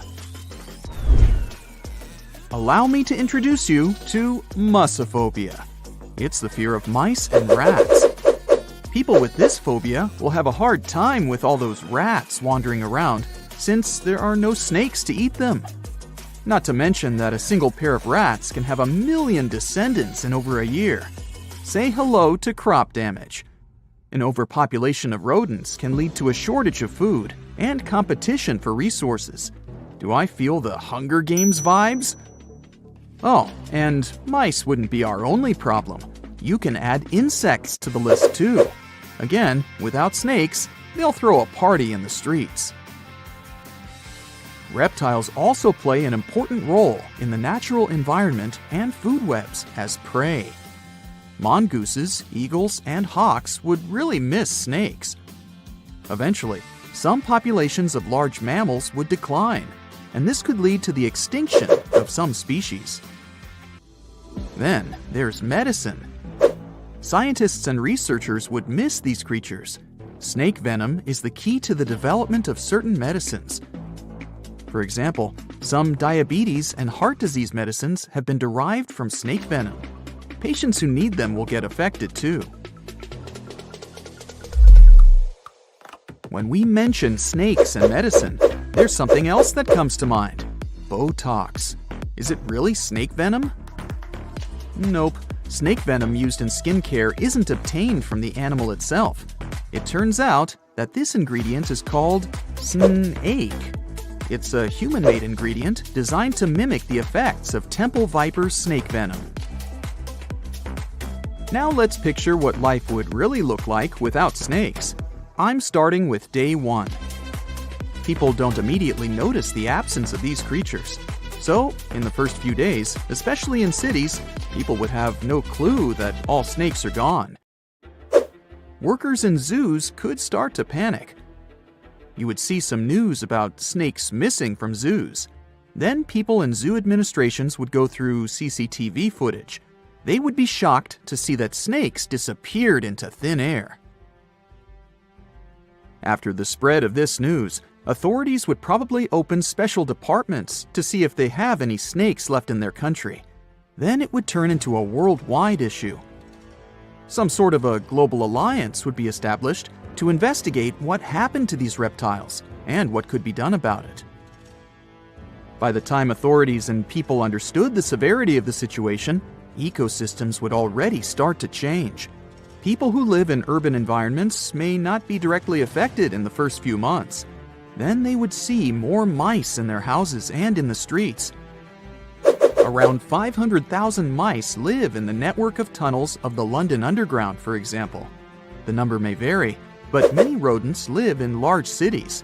These animals would become more visible. You'd open a kitchen cabinet and, oops, you'd see a mouse looking at you from behind a jar of peanut butter. New career opportunities would arise, since the demand to live in a mouse-free environment would skyrocket. Authorities might introduce new taxes to raise money to handle this new situation. After all, they would need to provide people with safe places to live. Of course, it would be not only urban places that would be affected by the absence of snakes. The countryside would have even more problems. Without snakes, the number of pests would increase. These animals would start destroying crops and habitats of other animals, and farmers would be in serious trouble. Authorities would need to support people living there and find ways to protect the environment, which would be their top priority. Researchers and scientists would have to take a huge responsibility. Maybe they'd create artificial snakes that could be nutritious like real snakes, so that animals like eagles would hunt them and continue to live. What artificial snakes would look like is a mystery. I can't imagine them. I'll just leave it to you. If we flashed forward to 5 years from the first day of the world without snakes, we would face an entirely different world. Maybe we would have a special day for it, the 5th anniversary of the world without snakes. The changes would be obvious, but by that time, people would have probably got used to living in that different world.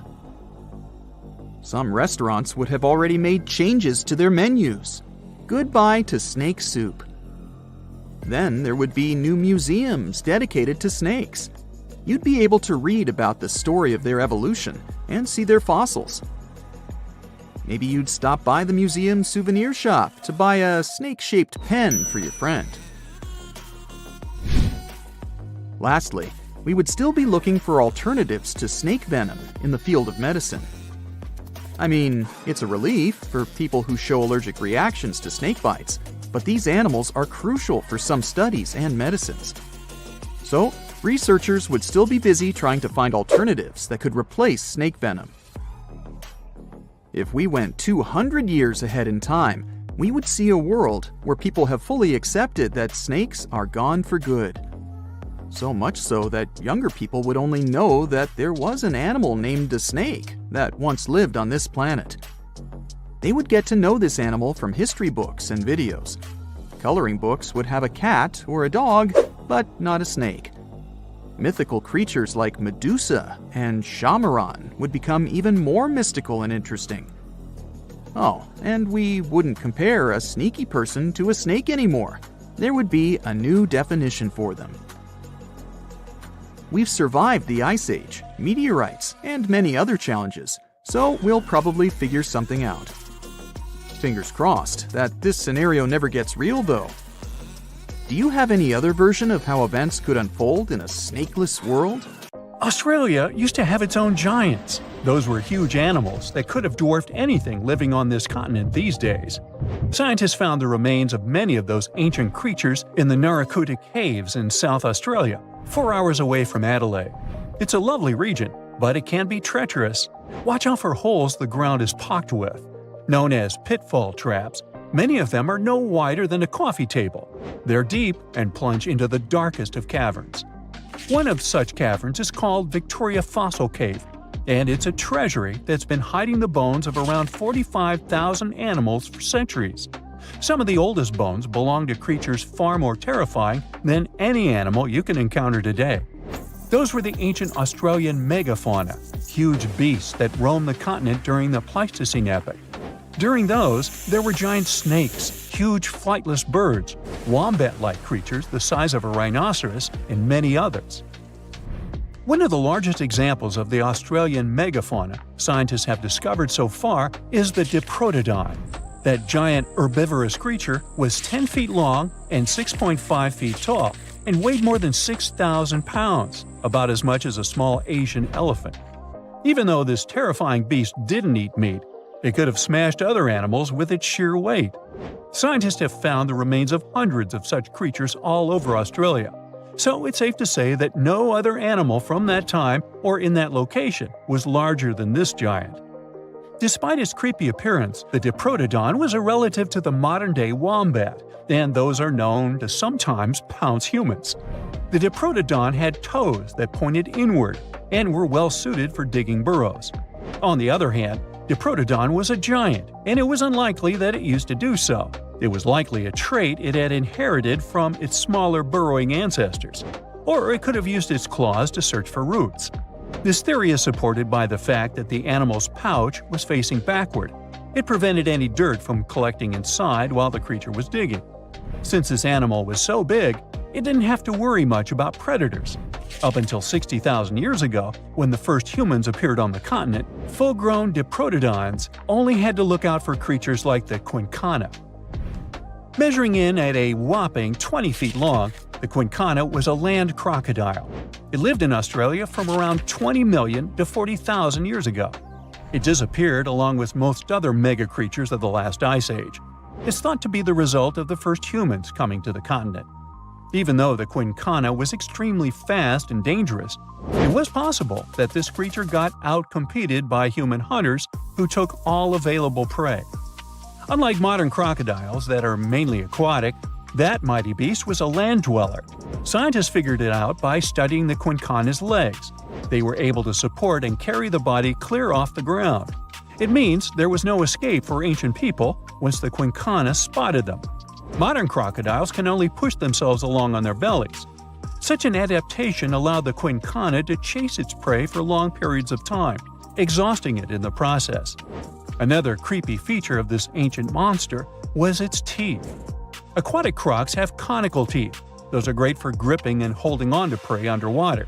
But quincana had knife-like teeth, ideal for slicing soft-bodied animals like, mammals. Another Australian monster, Thylacoleo, wasn't all that large, but it didn't make it any less terrifying. It was still among the top predators and the biggest carnivorous animals in Australia. This creature was a true oddity of nature, even by prehistoric standards. First, its teeth resembled not those of a regular predator, but those of a rodent. Its front incisors were enlarged, taking the place of canines. Premolars were also shaped like blades. They were used for cutting flesh and bone. At first, scientists thought that Thylacoleo used those teeth to eat nuts and fruits. But later, a study showed that the use of such teeth was better suited on necks and spines. The jaws of this ancient creature were immensely powerful. A 220-pound Thylacoleo had a bite force similar to that of a present-day 550-pound lion.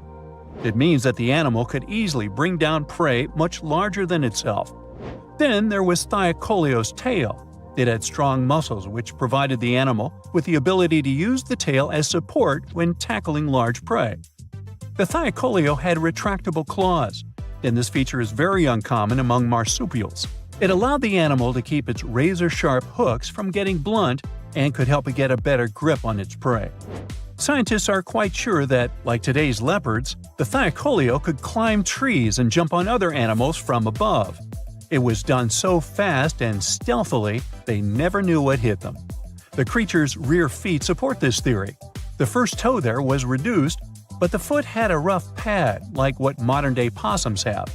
It allowed them to have a better grip while climbing.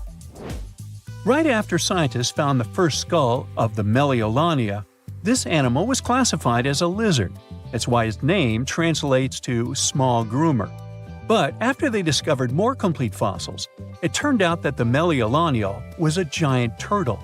But that's not all. It was one of the largest land turtles to ever have existed. The main reason researchers initially believed the creature to be a lizard was the fact that its skull was adorned with a series of spikes. It's something the modern-day horned lizard can boast. But even after discovering the true nature of the Meliolania, scientists still don't know how to properly catalog it. It might have been a creature that folded its neck under its spine, or it could have folded it to the side. Beside those defensive mechanisms on its head, the Meliolania was also equipped with a spiked tail, which was probably used to prevent predators from attacking the animal from behind. Most species of the Meliolania disappeared around 2,000 to 3,000 years ago because of humans who hunted them to extinction in both Australia and on the surrounding islands. It took around 2 centuries for these turtles to go extinct in that region of the globe. The Megalania was a giant Australian lizard that existed at the end of the Pleistocene epoch. It looked like a Komodo dragon and the Australian monitor lizard, which are both believed to be Megalania's closest living relatives. Fossils tell us that the ancient animal was anywhere from 15 to 26 feet in length. Ow! The youngest fossil remains of this ancient Australian monitor lizard date back to about 50,000 years ago. The first indigenous settlers must have encountered Megalania, which led to the lizard's extinction. Originally, scientists thought that the Megalania was the only member of the genus Megalania, but these days it belongs to the genus Varanus, which means that the prehistoric creature is closely related to other Australian monitor lizards. Our next giant creature on our list was once dubbed an ostrich on steroids. I mean, look at it. It was the last of the thunderbirds to go extinct in Australia. The Genyorus lived on the continent at the same time as early humans. They might have coexisted for 15,000 years or so before the huge bird eventually disappeared. This theory has some proof. The bird's fossils found along with human artifacts. Some cave paintings also depict flightless birds similar to the Genyorus in size and shape. Although it wasn't the largest bird in Australia, the goose-like creature was still as tall as a grown-up man and weighed around 550 pounds. Even a modern-day ostrich can be dangerous if it feels threatened. Imagine meeting its giant prehistoric relative. Scientists are still arguing about its diet. Many believe the creature was an herbivore, but there's still a chance that the Genyornis was a partial scavenger. Its small, stubby wings and powerful hoof-like legs hint that the bird could have been a plant eater. But its huge beak and exceptionally deep lower jaw evoke suspicion. Such features are highly unusual in birds. Now, of course you know that the Amazon River is famous for its piranhas, bull sharks, and other creatures you don't want to meet. But there are even more dangerous rivers in the world. The deepest of them, the Congo, goes so far down in some sections that even light can't reach there. It's the only major river that crosses the equator twice and carries enough water to fill more than 13 Olympic-sized swimming pools into the Atlantic Ocean every second. Wow! Even the most experienced boaters have trouble passing through all of the river's strong currents, rapids in its upper part, and waterfalls and gorges in the lower section. The Congo currents are so fast and powerful that they even divide animals like mountains and oceans do. There are new species of fish evolving separately on the two banks as they can't reach the other side and breed with each other. One of the most dangerous types of fish living here is the Goliath tigerfish. These monsters, that grow up to 5 feet and travel at the speed of 25 miles per hour, are relatives of piranhas. Their mouths are full of vicious, razor-sharp teeth. Their females lay hundreds of thousands of eggs, and the offspring are predators from birth. You have a good reason to fear the Goliath tigerfish, as they're the only freshwater fish in Africa that have attacked crocodiles and even humans. Okay, not swimming there. There are dense jungles and more hungry wildlife, including snakes and some aggressive hippos, all along the river. Still, it's used as a water highway in Central Africa, so barges traveling on it for weeks are often crowded with up to 2,000 people and capsize every now and then. And if you believe the local folklore, there's one more thing to be afraid of, but no one can provide solid evidence the beast is real. At the turn of the 21st century, there was a series of terrible, mysterious stories on the Kali River in Asia. Something described as a mud-colored water pig would drag swimmers underwater in front of terrified eyewitnesses. British biologist Jeremy Wade stepped up to crack the case. He noticed that all the scary incidents were happening in one specific spot, stretching about 4 miles. Villagers told him this creature was growing big and bad from all the food it got. Wade examined the water with a depth sounder and thought it could have been a whirlpool. Then the monster dragged a domestic water buffalo into the water. The buffaloes are big and heavy, so the creature that attacked it would have to be super strong. Saltwater crocodiles don't go so far inland, and the most common local species of crocodiles don't live in cold waters. There were no bull sharks in the area either. Finally, Wade spotted several goonch catfish underwater. Some of them were human-sized. They couldn't capture these monsters with a regular fishing rod, but a special ceremonial construction did the job. The largest fish was 6 feet 7 inches long and 3 times the weight of an average gaunch. It was large enough to take down a human or a large animal, but Wade mentioned there could be even bigger ones living in the Kali River. The Orinoco River in South America is dangerous to navigate because of some crazy curves and strong underwater currents. It's easy to get lost here, even if you have your GPS on. There are sudden waterfalls all along, and you must be prepared to handle those to survive.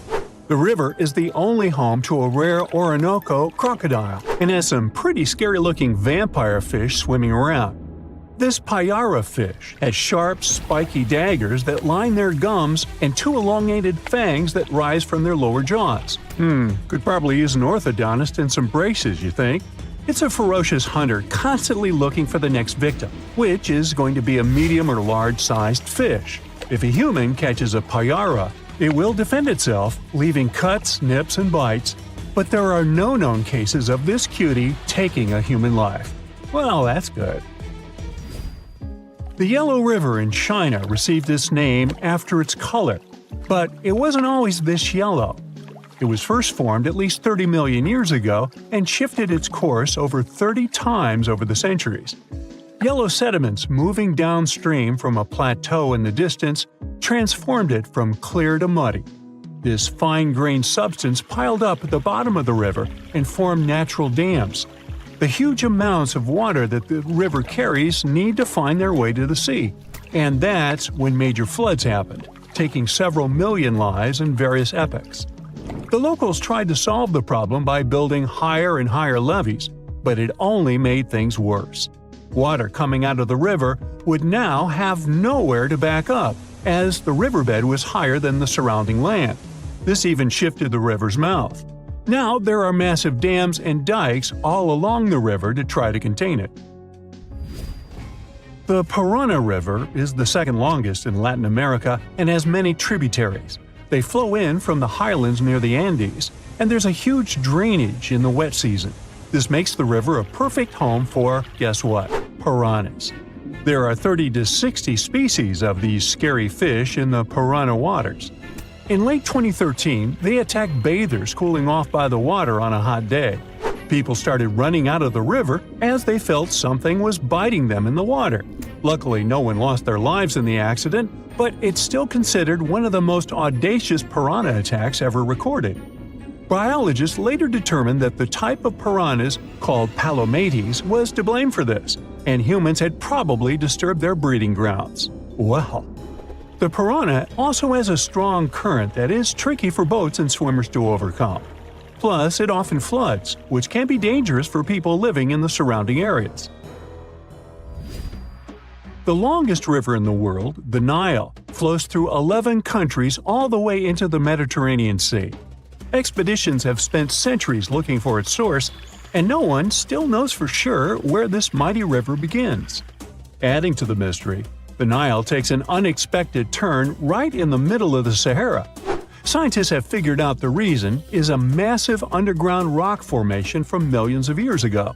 The Nile has served as the most important water highway for civilizations through centuries, but it has some pretty dangerous inhabitants, like crocodiles that grow to be 20 feet long, which is slightly more than the height of an average giraffe. These bad guys can reach a speed of 30 miles per hour on land and take the lives of a couple hundred people every year. Hippopotamuses that also live here sometimes go after boats, and venomous snakes like the black mamba and the Egyptian cobra add to the mix. One of the most dangerous creatures on the Nile is the mosquito, as they carry around all sorts of diseases that affect hundreds of thousands of people. The Brahmaputra River in Asia carries waters from the mighty Himalayas. When the snows in the mountains melt, the river floods massively, causing landslides, displacing millions of people, and taking the lives of hundreds of animals in the nearby national parks. Such floods are also common during the monsoon season in India, from June to October, with heavy rains. The course of the Brahmaputra River has changed incredibly over the past 2.5 centuries. Erosion is another danger it's hiding. The banks of the river are mostly made of weak cohesive sand and silt, and even though the erosion rate has gone down, it is still the reason a lot of people lose their land and get displaced. The Brahmaputra is one of the few rivers in the world that has a tidal bore. That's a strong tidal wave that pushes up the river against the current where a river empties into an ocean or sea. And there you have it. Now, if Earth's history were a movie, we humans would only take up the last second of the end credits. Our planet has been around for about 4.6 billion years, but our human story began about 300,000 years ago, in Africa. Now, our ancestors had some wild adventures in nature. They could have run into creatures so big they'd make today's elephants look like puppies. The woolly mammoth is a pretty famous animal, sure. His cousin, though, the Columbian mammoth, not so much. This giant used to roam places from Canada all the way down to Mexico. Unlike the furrier woolly mammoths, which hung out in colder places, these animals had shorter hair, resembling huge elephants. They also had incredibly large tusks, like 12 feet worth of spiraling, sturdy tusks. And they weren't just for show, they came in handy when facing predators. That includes our ancestors. If you think about sloths these days, you're picturing these adorably slow creatures. They couldn't possibly be in your list of most dangerous animals. Well, their grandparents might have. For starters, we call them ground sloths, and they vary a lot in size. Some were as big as rhinos, and others, like the Megatherium, were as colossal as elephants. Imagine seeing a 20-foot-long sloth which doesn't mind chewing on some meat every now and then, at least in theory. Ever heard of Bigfoot? Well, our next animal kind of looks like him, but is a distant cousin to orangutans. Meet Gigantopithecus, the largest primate to ever call our planet its home. Standing tall at 10 feet and weighing more than 600 pounds, these animals were amazing to look at in real life. Unlike Bigfoot, they weren't constantly hiding. In fact, it's believed they were peaceful and gentle creatures. Sadly, they faded away about 100,000 years ago, mainly because their food sources slowly became unavailable. Those lush, fruity forests they called home eventually turned into dry grasslands. Next on our list is the cave hyena. Weighing a chunky 250 pounds and standing 3 feet tall, these beasts were as long as a grown-up lying down. What's even more interesting about these creatures is that they love hanging out in groups. A pack could be as big as 30 of these animals, which meant they could easily take on even the biggest, heaviest mastodons. Our ancient families would have needed to stay alert around these hungry specimens. Sadly for these hyenas about 20,000 years ago, their numbers started going down. Soon enough, they completely disappeared from the planet. Quick pop quiz. What's called a tiger but isn't really one? It's the saber-toothed tiger. I mean, sure, they belong to the feline family, but they aren't technically tigers. First appearing around 42 million years ago, in July, I think. Many of their kind were gone before we even showed up. However, early Americans might have bumped into a couple of specimens from this group. If that really happened, it would have been quite the encounter. Think of the biggest wild lion today or the hefty Siberian tiger. These big cats also had some incredible features hidden in their fur. They were good at sneaking around, hiding, and pouncing on mammoths bigger than themselves. Their bite wasn't that strong, but they could open their jaws wide, like twice as much as a lion. And although their teeth were a bit on the weak side, they had buff forearms to pin down their dinner, giving those big fangs a purpose. Not the kind of kitty you'd want to play with. Dire wolves made their debut about 250,000 years ago. They were like the gray wolves we know today, but a lot stronger.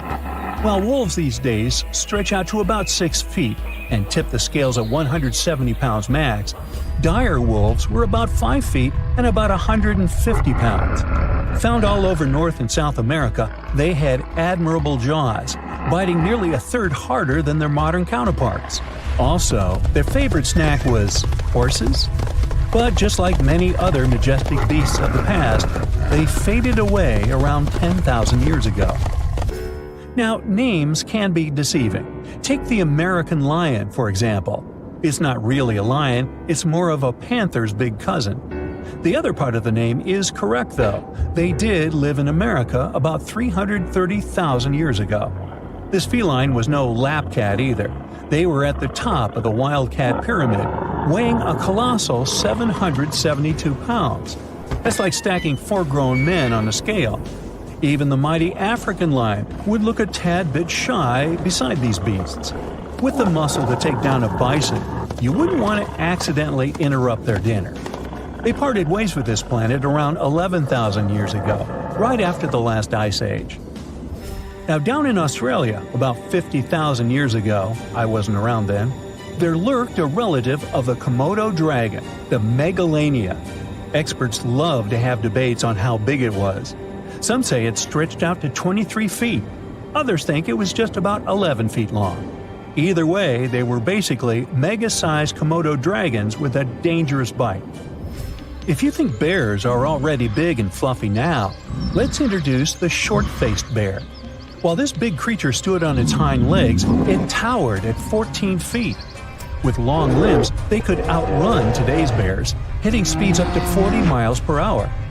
These ultra bears sadly disappeared around 11,600 years ago. Now imagine a crocodile. Okay, imagine that same crocodile, only supersized, with sporty legs, doing its thing in Australia about 1.6 million years ago. Well, say hello to the quincana. These crocs were extremely large, reaching 23 feet. And no, they weren't lazy river loungers. These creatures really love spending time on land. They evolved to have strong legs for their chases and razor-sharp teeth designed for slicing, not gripping. When did we stop sharing beaches with them? About 40,000 years ago.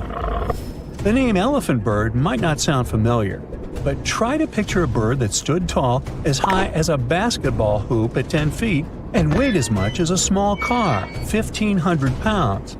Their eggs were equally huge, like 150 chicken eggs bundled up into one. Now, as amazing as these birds sound, there's a lot we still don't know about them. They're hard to study, as most extinct animals are. Still, some recent studies have given us some clues. Scientists have been examining ancient molecules from their fossilized eggshells. It's an awesome piece of evidence, since these birdie shells were thick, preserving precious DNA inside. Plus, there are tons of these eggshell fragments sprinkled all over Madagascar's beaches. Because of these findings, we now know these birds were herbivores and loved eating leaves and seeds. We also know the tiny kiwi bird is its closest living relative. Now, dodos were these amazing birds we also used to share the planet with. They're like distant cousins to Asian pigeons. To give you some perspective, imagine a chunky bird weighing about 50 pounds. Similar to chickens, turkeys, and ostriches, Dodos were also the types of birds that couldn't fly. Their wings were small, and they had the muscle strength of, well, a wet noodle. Now, you might have heard the word dodo used as a name for creatures that aren't that bright. Don't get confused, though, by this name. These birds were in fact intelligent. Scientists were able to figure that out by studying their fossils.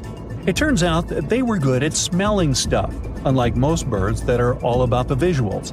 These creatures aren't around for us to study anymore, but that might change. One evolutionary biologist is on a mission to fully understand these amazing ancient birds. On that note, she revealed that the dodo's DNA has been completely sequenced. There are even talks about potentially bringing dodos back to life. They would make a nice addition to the lovely beaches of Mauritius, the place they used to call home many, many years ago. How heavy is the largest living snake? How can a snake eat a whale? Get ready, I'm about to answer these questions. Before the last ice age, giant mammals like mammoths ruled the world. The modern animal kingdom we're familiar with was shaped around 55 million years ago. I mean, there were still 1,000-pound bear dogs living from Asia to America. But modern whales, for instance, began to appear later. I'm saying modern whales because, surprise, surprise, whales weren't always fully aquatic. The ancestors of the ocean's biggest animals once walked on dry land. They had 4 legs and lived on the coast. Now, I want to introduce you to a snake that used to eat these whales, the Paleophis, a genus of a marine snake. Scientists say it's hard to understand how big the Paleophis was due to its fragmentary fossil record. They assumed that it could have reached up to 40 feet long. Its fossils were found in different parts of the world, from England to Morocco and Virginia, USA. The Paleophis is extinct now, and sea snakes today are only about a quarter of the size this majestic creature used to be. So no need to worry about this underwater monster. But there once was an even bigger snake, the Titan boa. It was around 50 feet long and most likely weighed over a ton. It used to live in what is now known as northeastern Colombia around 60 to 58 million years ago. Scientists say that it mostly fed on fish. Another giant animal that lived in the past was the black Gigantopithecus. These primates aren't related to gorillas. They lived in the area of modern China. Some people believe that they're still alive, but so far, no one has laid eyes on them.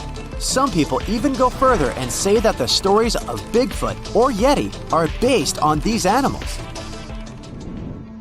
This rodent became extinct about 2 million years ago. Its main habitat was South America, more specifically, Uruguay.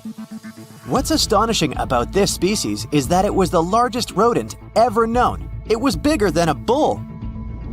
Scientists believe that it weighed up to 1,000 pounds. A distant relative of this rodent is still alive today. It's called the pacarana. It's a rare animal that lives in South America. It weighs up to 33 pounds and measures up to 31 inches, not including its cute and fluffy tail. The Arthropleura was an insect that lived in prehistoric times. Imagine a giant millipede measuring up to 8 feet in length. Here you go. It was one of the largest land animals of its era, about 315 million years ago. The Arthropleura's shell was covered with tough plates. These plates were there to protect the creature from damage. Most of the time, it burrowed into the ground to avoid becoming some other animal's dinner. Meet the Megalodon. Millions of years ago, this shark lived in the ocean and ate other marine creatures. It had wide teeth, and its jaws were so powerful that the animal could finish off its prey with the force of its bite.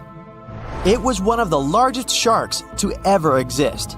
Yet, this predator also went extinct. Scientists don't really know the reason. This made me wonder why animals were so big in the past.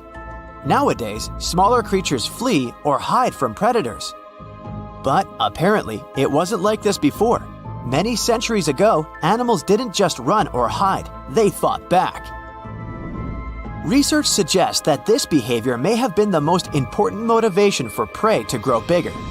A study compared the skulls of ancient animals to those of their modern peers. The skulls of predatory animals have become shorter and narrower, while the skulls of the animals they hunted have become longer and broader. This means that predators learned to become experts in hunting, while prey worked on developing their defense skills. You see, a larger body size was a great advantage because it made it harder for predators to take down the animals they hunted. The bottom line, self-defense made prehistoric animals larger. The second reason why ancient animals were larger is related to their bones. They had hollow bones, which are lighter than solid bones. This type of bone allowed large animals to move quickly. Let's take sauropods. They were a dinosaur subgroup. Sauropods had giraffe-like long necks and snake-like long tails. Compared to their body size, their head was really tiny. But since their bones were quite light, they could move around without having to carry additional weight. The eating habits of these animals were also related to their body size. When experts examined the fossils of one extinct mammal species, they found out that these animals had a diet that was high in nutrients and low in fiber. And this mammal was the largest land animal of its period. In other words, following this diet, mammals could grow to be very large. There was plenty of food out there, so they didn't have to worry about finding it. Fun fact, these animals also took chewing out of the picture. They could swallow their food in large pieces instead of taking small bites. Environmental conditions also played an important role in the evolution of larger animals in prehistoric times.